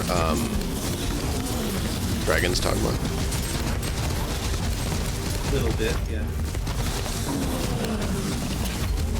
I don't know how recruited you're your liking pawn. it. Is he helping you out a little bit? Well, yeah, he's only like 40 levels higher than us. So. He's good at stealing things. That's kind of what I was pushing him, trying to get him to do. Is make him be a acquisition expert.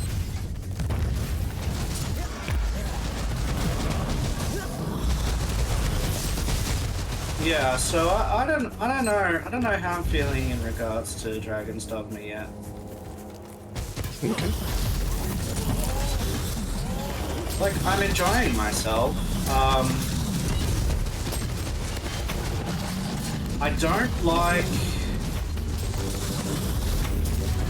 I don't like the lack of in-game information in regards to how to unlock things. Something that I always hated is having to go online to find how to do a thing. I just don't like it.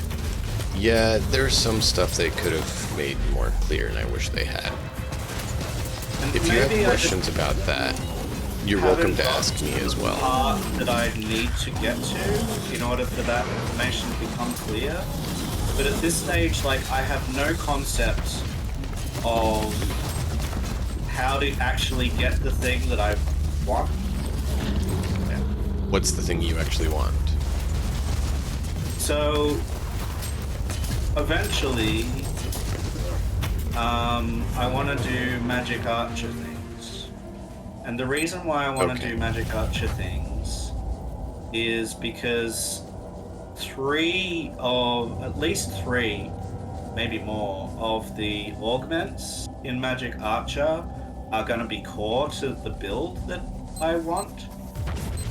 I haven't looked up anything. I'm not talking about an online build. I'm talking about the arc of my character's story. Oh yeah. And what her role is and what her gameplay is.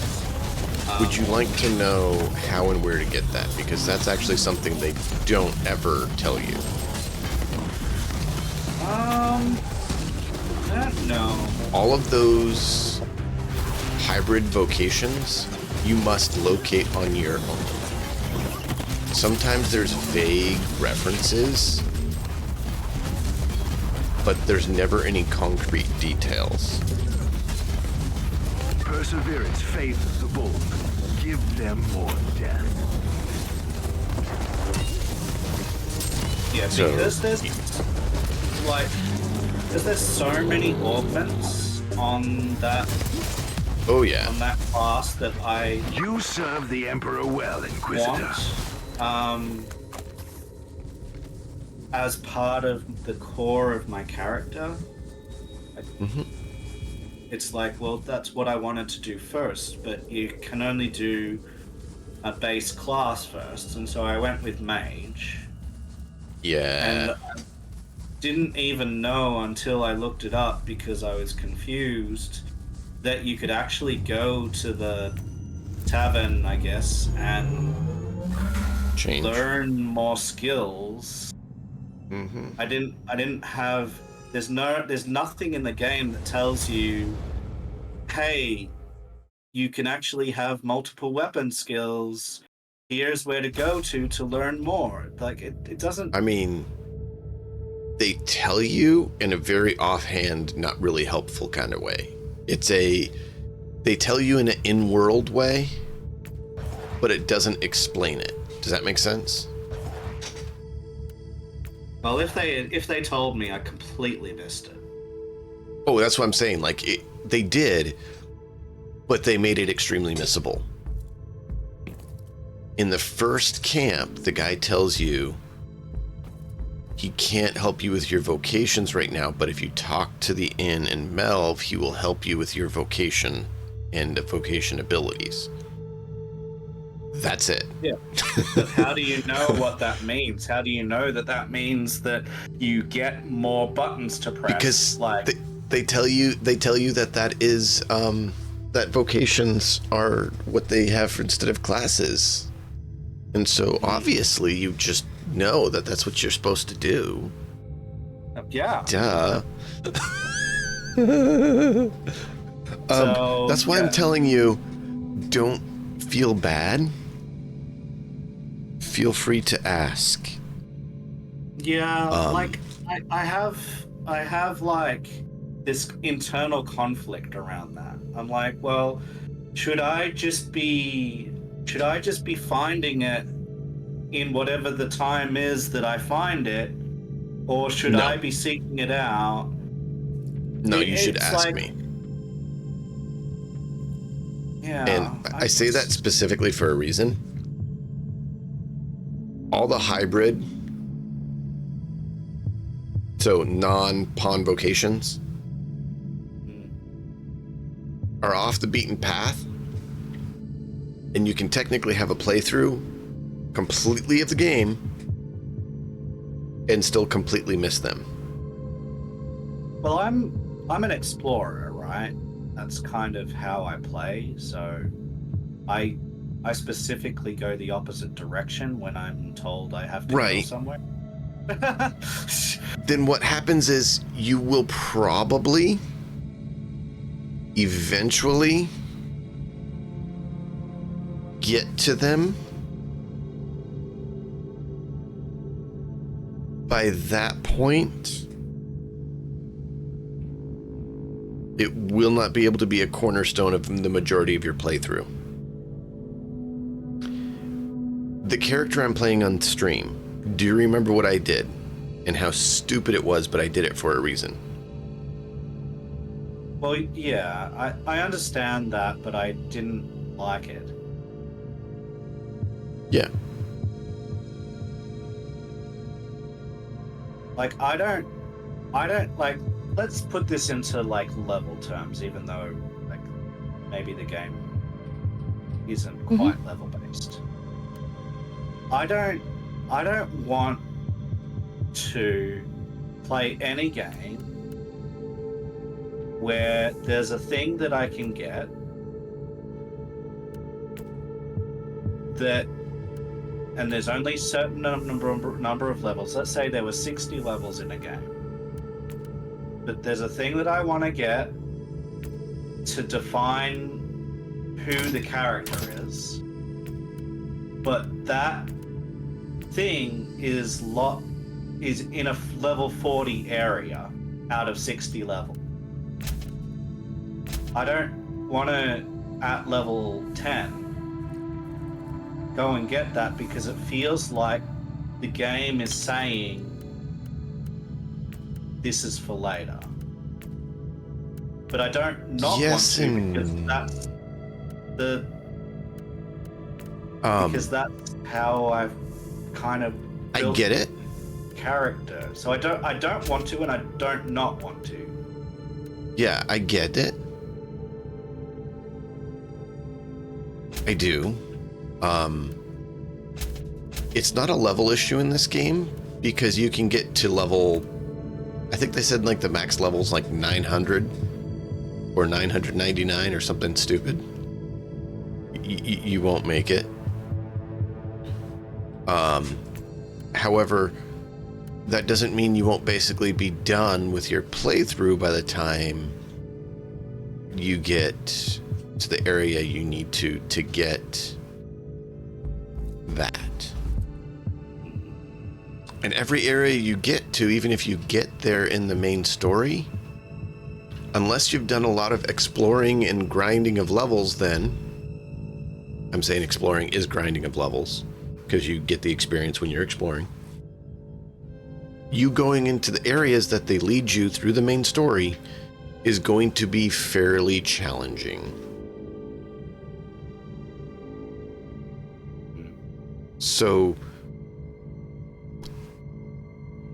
there is ways to wing it and go do and get what you need, and there's ways to not do so. It's kind of up to you which one you feel like doing. Yeah. Well, so I'll be more specific, right? I think I'm done with the random maps, by the way. Okay. For the day. I'll be more specific.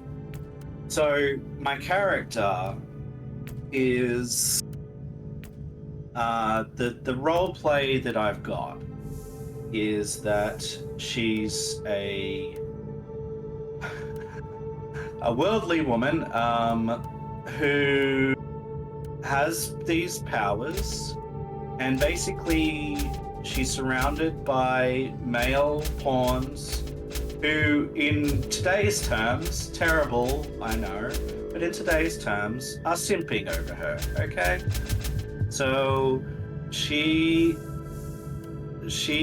is the inspiration, let's say, of these pawns. And so how I want to play it is I want to get every augment that increases pawn ability and say that like she's got this aura around her, she like they're simping over her, so they've gotten more powerful. And that also helps me because I don't have the game mechanics because I'm shit to do all of the things that you need to do with some of these other augments, like jumping on things and hitting the correct button at the correct time and dodging and stuff, and so it actually Yeah. helps me to have better pawns because it helps shore up a skill gap, a skill issue that I have, and I'm always gonna have. So there's a dual purpose. It's a cool role play. It's a funny thing to do. It helps me with my gameplay, and it gives me a focus. And everything that the Magic Archer does, like being able to at range pinpoint, like weak points and shoot stuff at them, and then also have like resurrection spells and have all of this stuff in their arsenal is exactly kind of, it goes along with that idea. And so I was kind of like, that's kind of where I want to be. Is it the only class I want to level up? No, but I want to get those the ancient unseen enemies of mankind wait and to hunger. reflect Be strong and give them fantasy, no quarter. I guess, that I'm going for. Yeah. Understandable. There's ways of going about that if you're interested. If you're not and you kind of feel done, that's, you know. No, I'm not done. Your decision as well. Okay. It's just like, well, how do I approach this? It's an open question right now. Okay. I would go ahead, and when you're on an issue like that, you can ask me, and I will do my best to tell things without spoiling everything, right?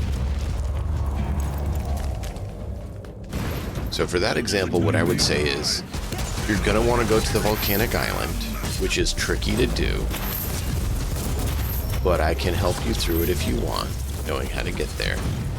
And there is a dwarf there who you can help, and that will unlock the magic archer for you.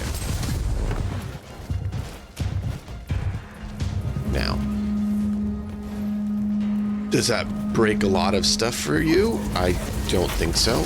I purposely kept it vague enough where you wouldn't know the details, but I also wanted to make sure you knew where to go.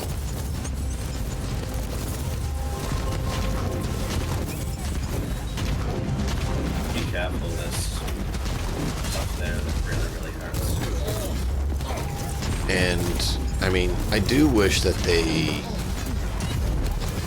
had those hybrid vocations a little bit earlier in the game. That I don't disagree with. I like that they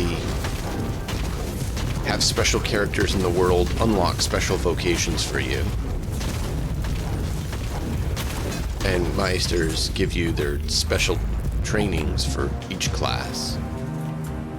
At the same time, I do agree it would be better if they're a little bit more clear about it and gave more indication. So they have the characters in the world talk about other events in the world and give hints. I wish they would do that with these things as well. The way I was able to RP it is I wanted to go to Back Batal to try to see if I could find info about what had happened to me, and I knew, because of my test playthrough, getting things set up, that there was a character there who would tell me to bring a note to the volcanic island, thereby having a reason to go there even though I didn't want to. Otherwise, right? That's not part of my mission, RP-wise. But this guy's begging me for help, I guess I should help him, right? And so I did that so that I could get those other vocations unlocked. Oh, Jesus. Okay, I'm down. So I used the knowledge that these few NPCs direct me to where the vocations are as a way to get them for myself earlier on, but I had to already know about them to know it was possible to do that. And that includes the Trickster vocation. That there is no reason to get the Trickster vocation if you follow the main story at all. It is the one way I found it was there is a random guy in Batal who will tell you that he wants your help leading him to a random site. And if you pay attention at that random site, that is where the Trickster Meister is, and will teach you, unlock the vocation for you. And even worse, you don't get her special unless you also find her.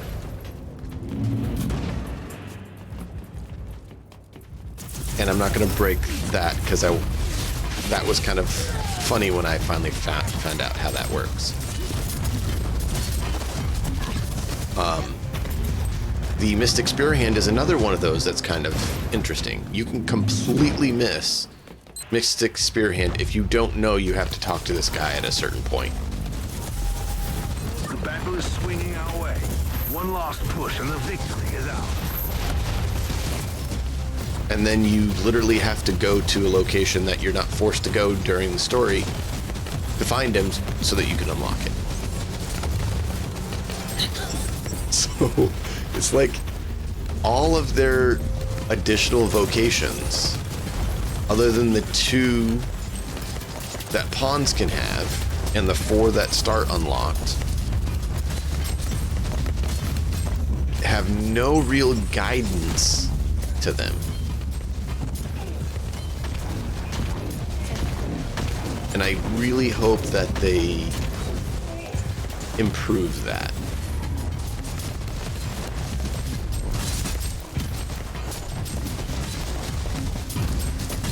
Like, that's one thing I really hope they fix in a patch. Like I said, even having the NPCs in the world or your pawns do their little vague comment about it.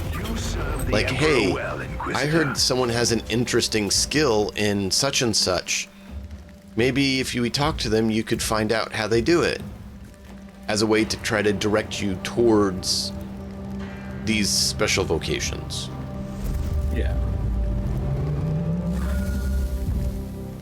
Like, something that I don't like is, like, you've got a specific idea in mind about how you want to play, and you're locked away from it until you do a very specific thing, even though that's what you want for your whole playthrough, and it's stopping you from doing that. Now, I get that you want to have cool things happen, and great, but... Oh, yeah. It's a little... I mean, we get why they did it, but we also get the issue with them doing it.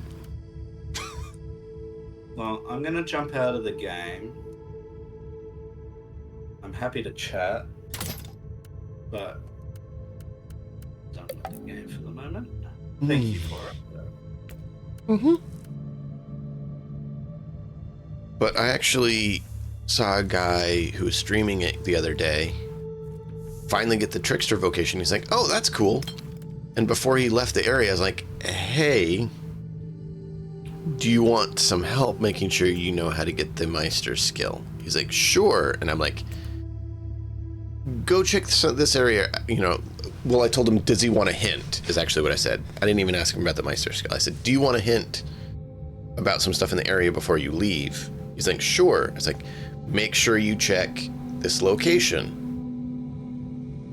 Not telling him that there's a Seeker's token there or there's a Meister skill there. And so he could do it without having it blown and still have that discovery to it. Yeah, I like discovery, but certain discovery, like playstyle that you know that you want being locked is a little... And that's why I said, for things like that, I would suggest asking someone who knows. I would say look it up on the internet, but the problem is they're going to blow other stuff for you, so you don't get to the discovery. So that's why I was saying, ask me, and I will inform you, like I did, right? I tried to be vague enough Yeah, I just don't. I hate that. Like, I have to go to a very specific area that's not meant to be in until way after. Yeah. To get a character thing that doesn't even really matter, and I don't know. It's like, Yeah, no, I get you, man. I don't disagree. I do not disagree at all. maybe And that's maybe the thing. Like, a lot of people think just because I think it's a fun game and I enjoy it. super powerful. Like, maybe they think that it's super powerful or whatever. I don't know. Oh, they like, do. Why is It's- it there? Like, Story-wise, for the character who gives it to you, there's a reason they're there. I'm going to leave it at that because the story's actually interesting and it's not very long. But there is a reason they're there. And could they have designed it differently? Possibly. At the same time, I understand why they did. And I have a number of ways that I would have suggested doing it a little differently. yeah, because I'm not gonna play it for an hour. I don't think. I've got a specific role play in mind that involves getting the pawn stronger, because that's how I want to play. But two reasons: because that's the character, and two, because I suck. Now, that part is easily dealable. I will say that. Getting a pawn team that'll help you so that you don't have to worry about it as much. I can help you with that, knowing which kind of like what type of pawns and style of pawns to look for. That's not a problem. That can be dealt with. The unlocking the vocation so that you can have that one skill earlier, that's a different story. That one is kind of, you're stuck. For what you're talking about, pawn composition and skill is actually one of the most important pieces for the difficulty curve of the game.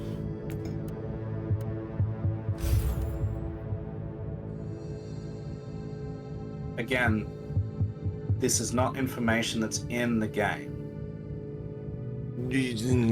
Not clearly.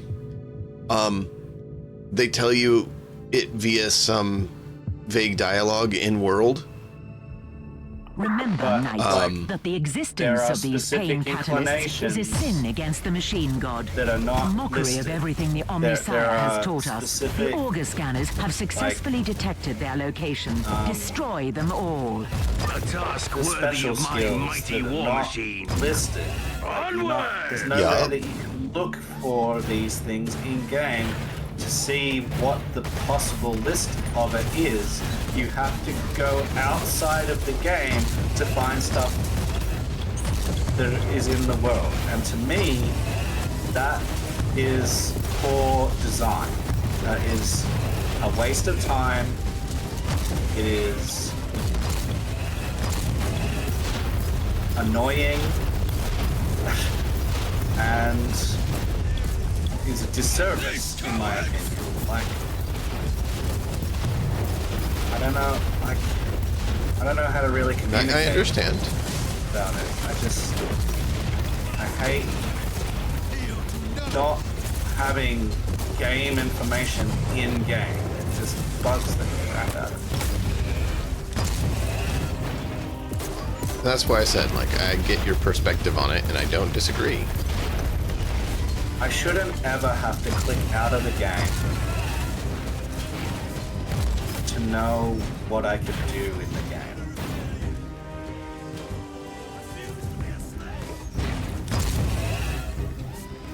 And that is a legitimate criticism. This is why they did it that way, I don't know. It was definitely a design decision. Yeah. This is why, one of the reasons why, in regards to ARPGs, last Inquisitor, Epoch it is out is an there. honor to fight alongside you again. Tells you I have been wandering the Tenebra subsector for a while, employing my skills wherever they all were of needed. the keywords But you this can search is where for all the I belong. keywords. On the Everything's there. battlefield. Does it tell you every possible item? No. But it tells you Gruesome war machines. What are what each these? of the keywords does, and Unholy it gives you fusion the of ability to metal go and and flesh, search for those fueled by keywords torment. You don't want to know and more, be able to sir. put them I on assure your you. gear. The Crimson Wanderer Even though will that deliver might you not from be your the best pain, creature. Yeah. Thing. You want a specific thing, you know how to get there. I really like that. That information's there. But yeah.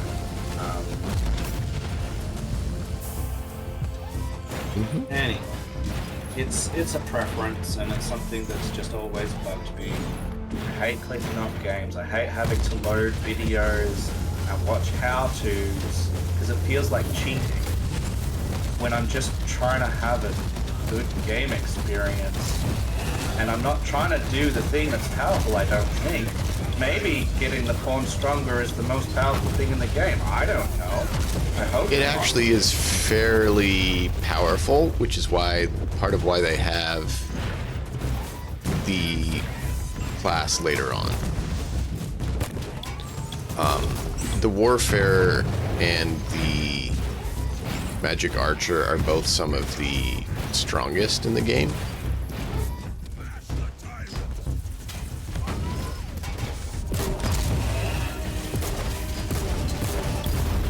Well, literally, the game is too hard for me, so it's a way for me to curb my skill issue.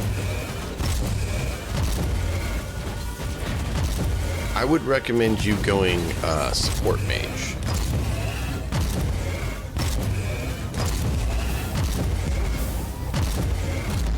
Yeah. Again, like. And what that means is your character is focused on being essentially the cleric of the party. You buff and heal. Think of a cloistered cleric. I will pray for you, brothers Yeah, and sisters. The thing You have is, though, fought valiantly. The you Crimson can't Wanderer will get avenge that your death. out of going to swear very to the Emperor. specific guilds that have those specific skills, because not all of the guilds have all of the skills. Yeah, they do. It's your rank, it's your vocation rank that does that. Well, I've seen different information to that online. Well, then they're wrong. Say, well, you can get certain things early on, but you can't get everything. There is Vocation lots of locations. is locked. Meister skills are locked. Actual vocation even skills know are what available Meister- everywhere once you hit the rank. Okay. And once you have the Meister skill unlocked, you can actually choose to enable it or disable it at any of the locations that allow you to equip skills, including your campsite. Well, outside of you, I've never heard the term Meister skill. Ever. You know what I mean? Like, yeah. this is... Yeah. I don't disagree. Like I said, This abominable contraption was no match for the Crimson Wanderer. Careful. These are the Dark Elder, masters of terror and agony. And now they are ready to fight to their last. We are taking heavy damage. Emperor, I'm calling to you in the hour of need. Find a reason to go somewhere where I shouldn't be going in order to get... I can give you that reason if you want. Or... It's the same one I used. The game does tell you that there are some dealings from the Queen, and you heard that you were in Batal, or in Batal, which Batal is the city there. I don't even know that name. It was mentioned in the game, but yeah, I get that.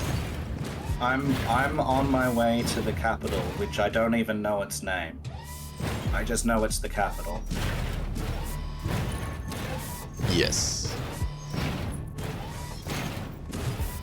They have said the name, but I get that. Well, I know the name Melv. I don't know the capital's name. Vermund. It's also the region name. Never heard of it. As far as I can remember, anyway. Vermont? Vermund. Yep. My knowledge, not heard that map.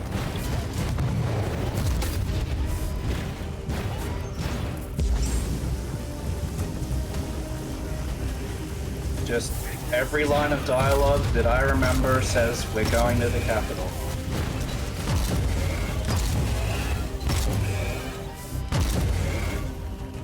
Which is fine. It's That's mentioned. fine. It's mentioned like once or twice. The rest just assume you know what they're talking about because it's part of the world. So it's kind of like where you're at. People don't talk about,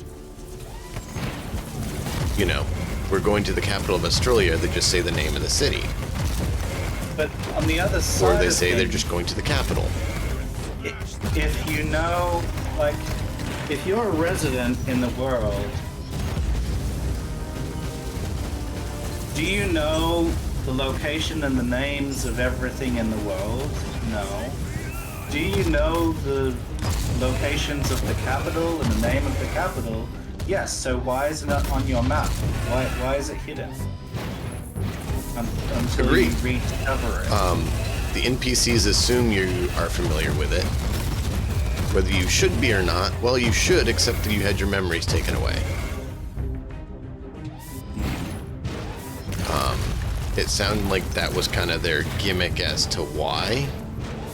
I didn't say I approve of it or it totally makes sense, but that's what it sounded like they were doing.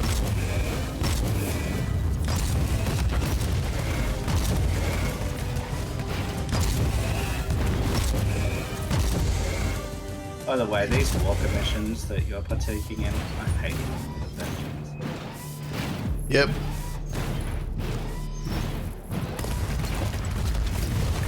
Why don't we find a reason that everything that you've built your character for is completely null and void? And do those like every second or third mission for several missions. Because that will be fun for the player. It's fun to stomp around in the night. Why? I don't get to do anything with it. I don't get to level it up. It's literally, I just get stuck with what you give me. I do better on my foot. Why would I use this stupid engine when I can do better on my feet? Yeah. These It same literally, enemy, you weaken me. Yeah. Yep. The story says you shouldn't be able to do this. Literally the same enemies I have fought before and done fine. So you're gonna die. Yep. Because they had a squad come up behind me. And so there's an And extra you'll Talos. restart the 2 extra whole damn Taloses. thing. Yep.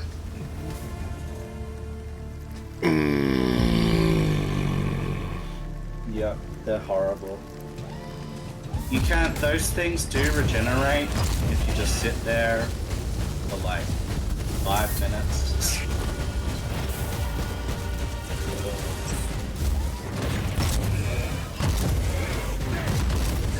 I found myself with those missions,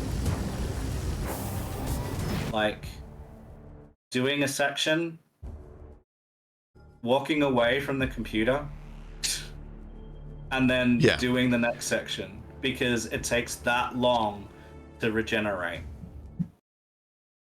Do you have Lord of the Rings War in the North? War in the North. Let's find out. Lord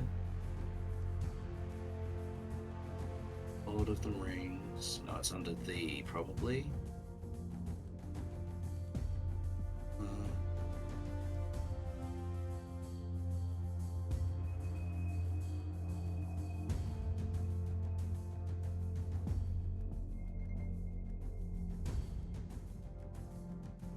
If you have it, great. If you don't, never mind.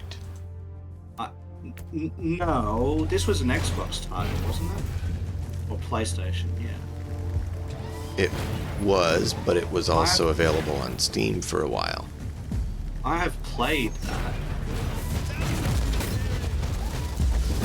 I have played that game on console. I finished that game on console.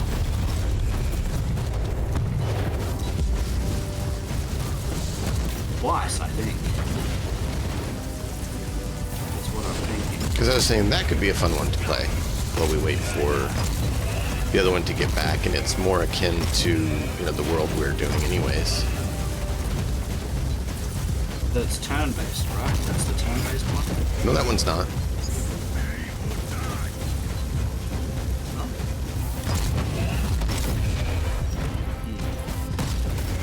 Listen to me, worthless mortals. We are the cabal of the Jagged Maze. We are the masters of the nightmare roads.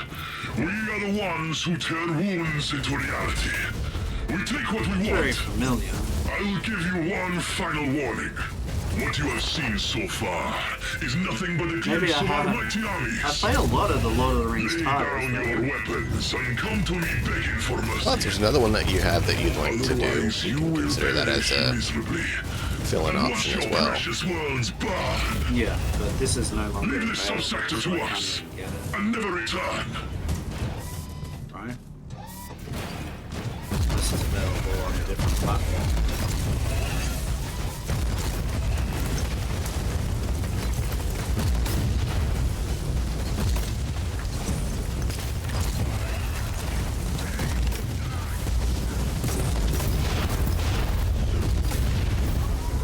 So I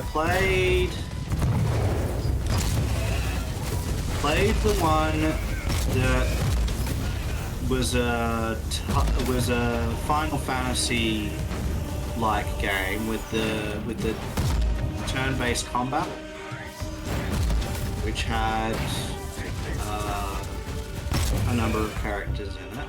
So I played that one, which was on remember that one. that was really good. And then I also played 2 or 3 other Lord of the Rings titles. I think one of the first Lord of the Rings titles that came out on Xbox, I think, which was an action one that you got to play as either Gimli, Legolas, or Aragorn, and then you could unlock Gandalf and some of the hobbits. Interesting.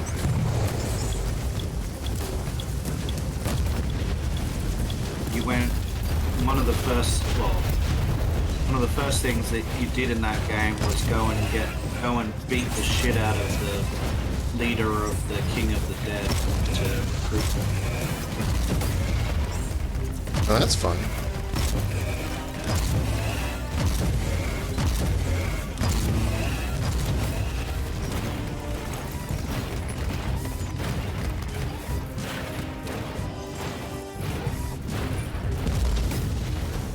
But yeah, I played a few of those types of games, but if it's neither of those, then maybe I haven't played that particular title. Maybe I have, and I just don't remember. Yeah, that one you don't play as any of the main characters of the book.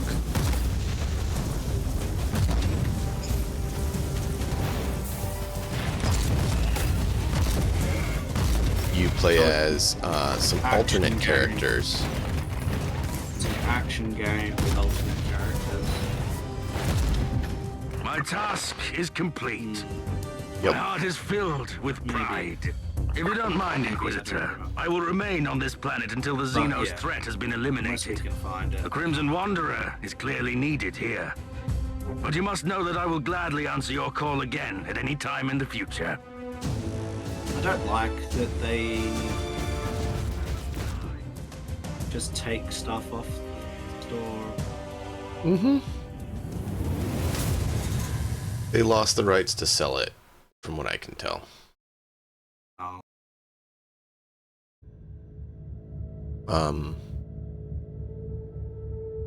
Yeah, I just thought of that one and remember it being fairly simple to play. So that was one I thought of we could do. Wasteland 3 or Baldur's Gate. I didn't say Baldur's Gate 3. I said Baldur's Gate. Yeah, well, I have. Any of those are technically options. I have Baldur's Gate. The issue with Baldur's Gate is I've never had the skill to actually get anywhere with that game.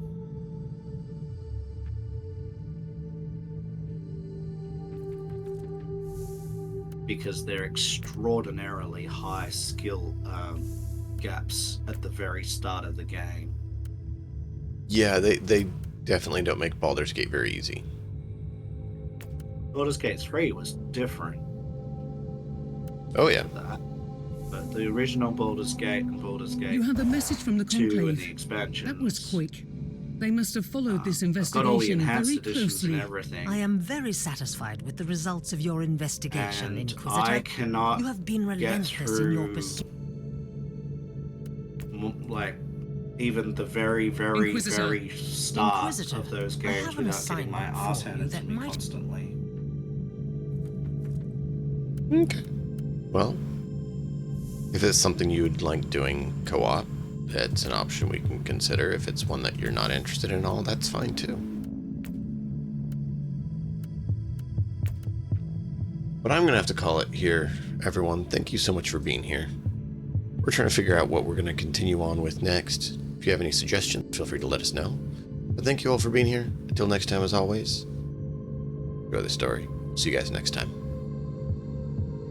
Bye.